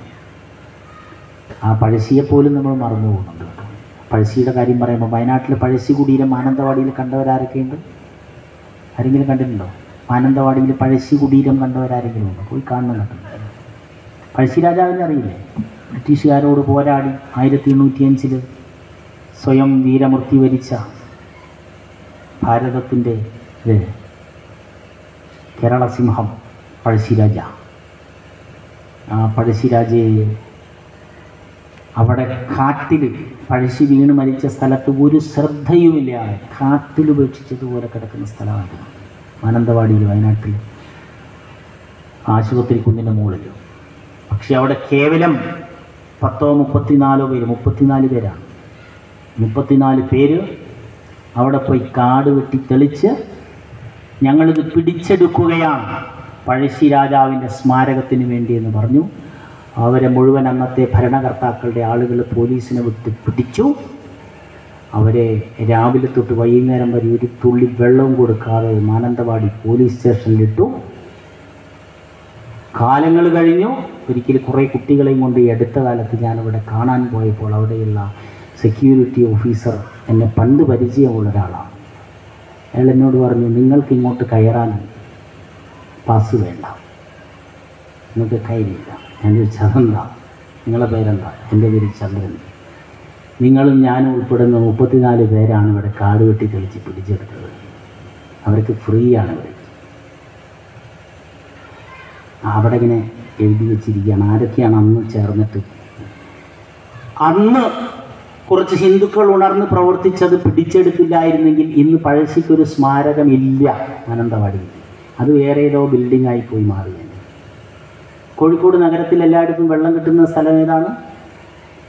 മാനാഞ്ചിറയാണ് അല്ലേ? അന്നത്തെ രാജാക്കന്മാരങ്ങനെ ഒരു ചിറയുണ്ടാക്കിയിരുന്നില്ലെങ്കിലോ?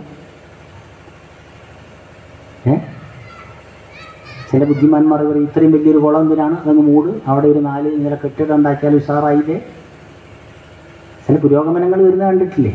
അങ്ങനെയാണല്ലോ പുതിയ പുതിയ റോഡുകളൊക്കെ ഉണ്ടാക്കിയിട്ട് അവസാനം വീടുകളൊക്കെ കുണ്ടിലും പാലത്തിൻ്റെ ചോട്ടിലൊക്കെ ആയി പോകുന്നത് ശ്രദ്ധിച്ചിട്ടുണ്ടോ? മേത്തിൽ കയറാൻ പറ്റില്ല, ജീവിക്കാൻ പറ്റാതെ ആയിപ്പോകും. പുരോഗമനമൊക്കെ നല്ലതാണ്, പക്ഷേ മനുഷ്യർക്ക് വേണ്ടിയാവേണ്ട പുരോഗമനം. പ്രളയം വന്നാൽ രക്ഷപ്പെടാൻ പറ്റാതാവുന്ന പുരോഗമനങ്ങൾ. ഉറപ്പിച്ച് പറയാം ഞാൻ. നിർത്താം നമുക്ക് വെല്ലുവിളികൾ. നമ്മുടെ ഡാമുകൾ, കേരളത്തിൽ മാത്രം 47 ഡാമുകളുണ്ട്. ഇടുക്കി ജില്ലയിൽ മാത്രം 13 ഡാമുകളുണ്ട്. 10-100 വർഷം കഴിഞ്ഞാൽ നമ്മളിൽ പലരും ഉണ്ടാവില്ല, ഇന്നത്തതുപോലെ ഉണ്ടാവില്ല, വേറെ ജീവികളായിട്ടൊക്കെ ഉണ്ടാവും. ചെറു മനുഷ്യരായിട്ട് തന്നെ വന്നു പോയി. അന്ന് കണ്ടാൽ തിരിച്ചറിയല്ലോ അല്ലേ? അല്ലേ? നായും പൂച്ചയൊക്കെ ആയിട്ട് വരുന്ന സമയത്ത് നമ്മൾ അന്നവിടെ പ്രഭാഷണം നടത്തി മൂപ്പരാതെ പോകുന്നതാണ്. ഞാനന്നും മനുഷ്യൻ തന്നെ ആയിട്ടില്ല. നിങ്ങളാരൊക്കെയാണ് തിരിച്ചറിയില്ല. ചെറു മനുഷ്യന്മാരാണ് നമസ്കാരം മാഷ എന്ന് പറഞ്ഞാൽ. നമ്മൾ ചിന്തിക്കുന്നതിനനുസരിച്ച് നമുക്ക് ജന്മം കിട്ടുക കേട്ടോ. പക്ഷെ ഞാനിങ്ങനെ ചിന്തിക്കാറുള്ളൂ, പറയാറില്ല. എന്താണെന്നല്ല, എനിക്ക് പുനർജന്മം ഇല്ല എന്നുള്ളതാണ്. നിങ്ങളങ്ങനെ വിചാരിക്കുമോ? ഇനി ജനിക്കണോ? വേണ്ടേ? വേണ്ടാന്ന് വിചാരിക്കുന്നതിനാണ് ജനിക്കുക. ഇടുങ്ങി എനിക്കാണ് ജനിക്കണമെന്ന് ആഗ്രഹിക്കുന്നത്. ഞാൻ വെറുതെ പറഞ്ഞ കേട്ടോ, അങ്ങനെയൊന്നുമില്ല. അപ്പോൾ ഒരു 100 കൊല്ലം കഴിഞ്ഞാൽ ഒരു ഡാമുകളും ഉണ്ടാവില്ല കേരളത്തിൽ എന്നാണ് എനിക്ക് തോന്നുന്നത്. ശരിയാവുമെന്നറിയില്ല. കാരണം സോളാർ സിസ്റ്റമൊക്കെ സമഗ്രമായി വന്നാൽ നമുക്ക് ഈ ഇലക്ട്രിസിറ്റിയൊക്കെ എവിടെ നിന്ന് കിട്ടും? സൂര്യനിൽ നിന്ന് കിട്ടും. പിന്നെ വെള്ളം ചാടിച്ചിട്ട് നമുക്ക് കറണ്ട് എടുക്കേണ്ട ആവശ്യം വരുമോ? ഇല്ല. പല സ്ഥലങ്ങളിലും ഇതൊക്കെ മാറി. കറണ്ട് KSE ബോർഡിന് അങ്ങോട്ട് കൊടുക്കാൻ തുടങ്ങിയിട്ടുണ്ടല്ലേ. സിയാൽ എന്ന് പറഞ്ഞിട്ട് നമ്മളെ വിമാനത്താവളം ഉണ്ടല്ലോ കൊച്ചിയിലെ. അല്ലേ? കൊച്ചിയിലെ വിമാനത്താവളത്തിൻ്റെ ആ സിയാലിൻ്റെ പരിസര പ്രദേശങ്ങൾ മൊത്തം സോളാർ പാനലാണ്. പല സ്ഥലങ്ങളിലും. വയനാട്ടിലെ ഡാമുണ്ട്, പടിഞ്ഞാറത്തറയ്ക്ക് അടുത്തുള്ളൊരു ഡാമുണ്ട്, ബാണാസുര എന്ന് പറഞ്ഞിട്ട്, എർത്ത് ഡാം. അതിൻ്റെ മുകളിൽ സോളാർ പാനലുകളാണ്. ഡെവലപ്മെൻറ്റ്സ് നല്ല രീതിയിൽ വന്നു കഴിഞ്ഞാൽ ഈ ഡാമുകളൊക്കെ പൊട്ടിയിട്ട് നമ്മളെ നശിപ്പിക്കുമെന്നില്ല. പേടിക്കൊന്നും വേണ്ട. മുല്ലപ്പെരിയാർ പൊട്ടും. മുല്ലപ്പെരിയാർ പൊട്ടും, ഒരു സംശയവുമല്ല. അതുകൊണ്ട് നമ്മുടെ വെല്ലുവിളികൾ ആന്തരികമായതും ബാഹ്യമായതും കണ്ടറിഞ്ഞ് ഞാൻ ഈ കഴിഞ്ഞ 7 ദിവസങ്ങളിലൂടെ പറഞ്ഞതിൽ എന്തെങ്കിലും നല്ലതല്ലാത്തതുണ്ടെങ്കിൽ, അല്ലേ? ബാലേന്ദ്രൻ ചുള്ളിക്കാട് പറഞ്ഞ പോലെ ഇടയ്ക്ക് വിവാദം വലിച്ചിട്ട ആളാണല്ലോ ബാലേന്ദ്രൻ ചുള്ളിക്കാട്. സാഹിത്യ അക്കാദമിയിൽ പ്രസംഗിക്കാൻ പോയിട്ട് 2400 രൂപയെ തന്നുള്ളൂ എന്ന് പറഞ്ഞിട്ട് ഒരു പ്രശ്നം തന്നെയാണ് ഉണ്ടാക്കിയില്ലേ കഴിഞ്ഞ ദിവസം. ആ ചുള്ളിക്കാടിൻ്റെ ഒരു കവിതയിൽ അദ്ദേഹം പറയുന്നുണ്ട്, അറിഞ്ഞതിൽ പാതി പറയാതെ പോയി, പറഞ്ഞതിൽ പാതി പതിരായും പോയി, പകുതി ഹൃത്തിനാൽ വെറുത്തിടുമ്പോൾ നിങ്ങൾ പകുതി ഹൃത്തിനാൽ പുറത്തുകൊള്ളുക. ഞാൻ തിരിച്ചും പറയാം, പകുതി ഹൃത്തിനാൽ പുറത്തിടുമ്പോൾ നിങ്ങൾ പകുതി ഹൃത്തിനാൽ വെറുത്തുകൊള്ളുക.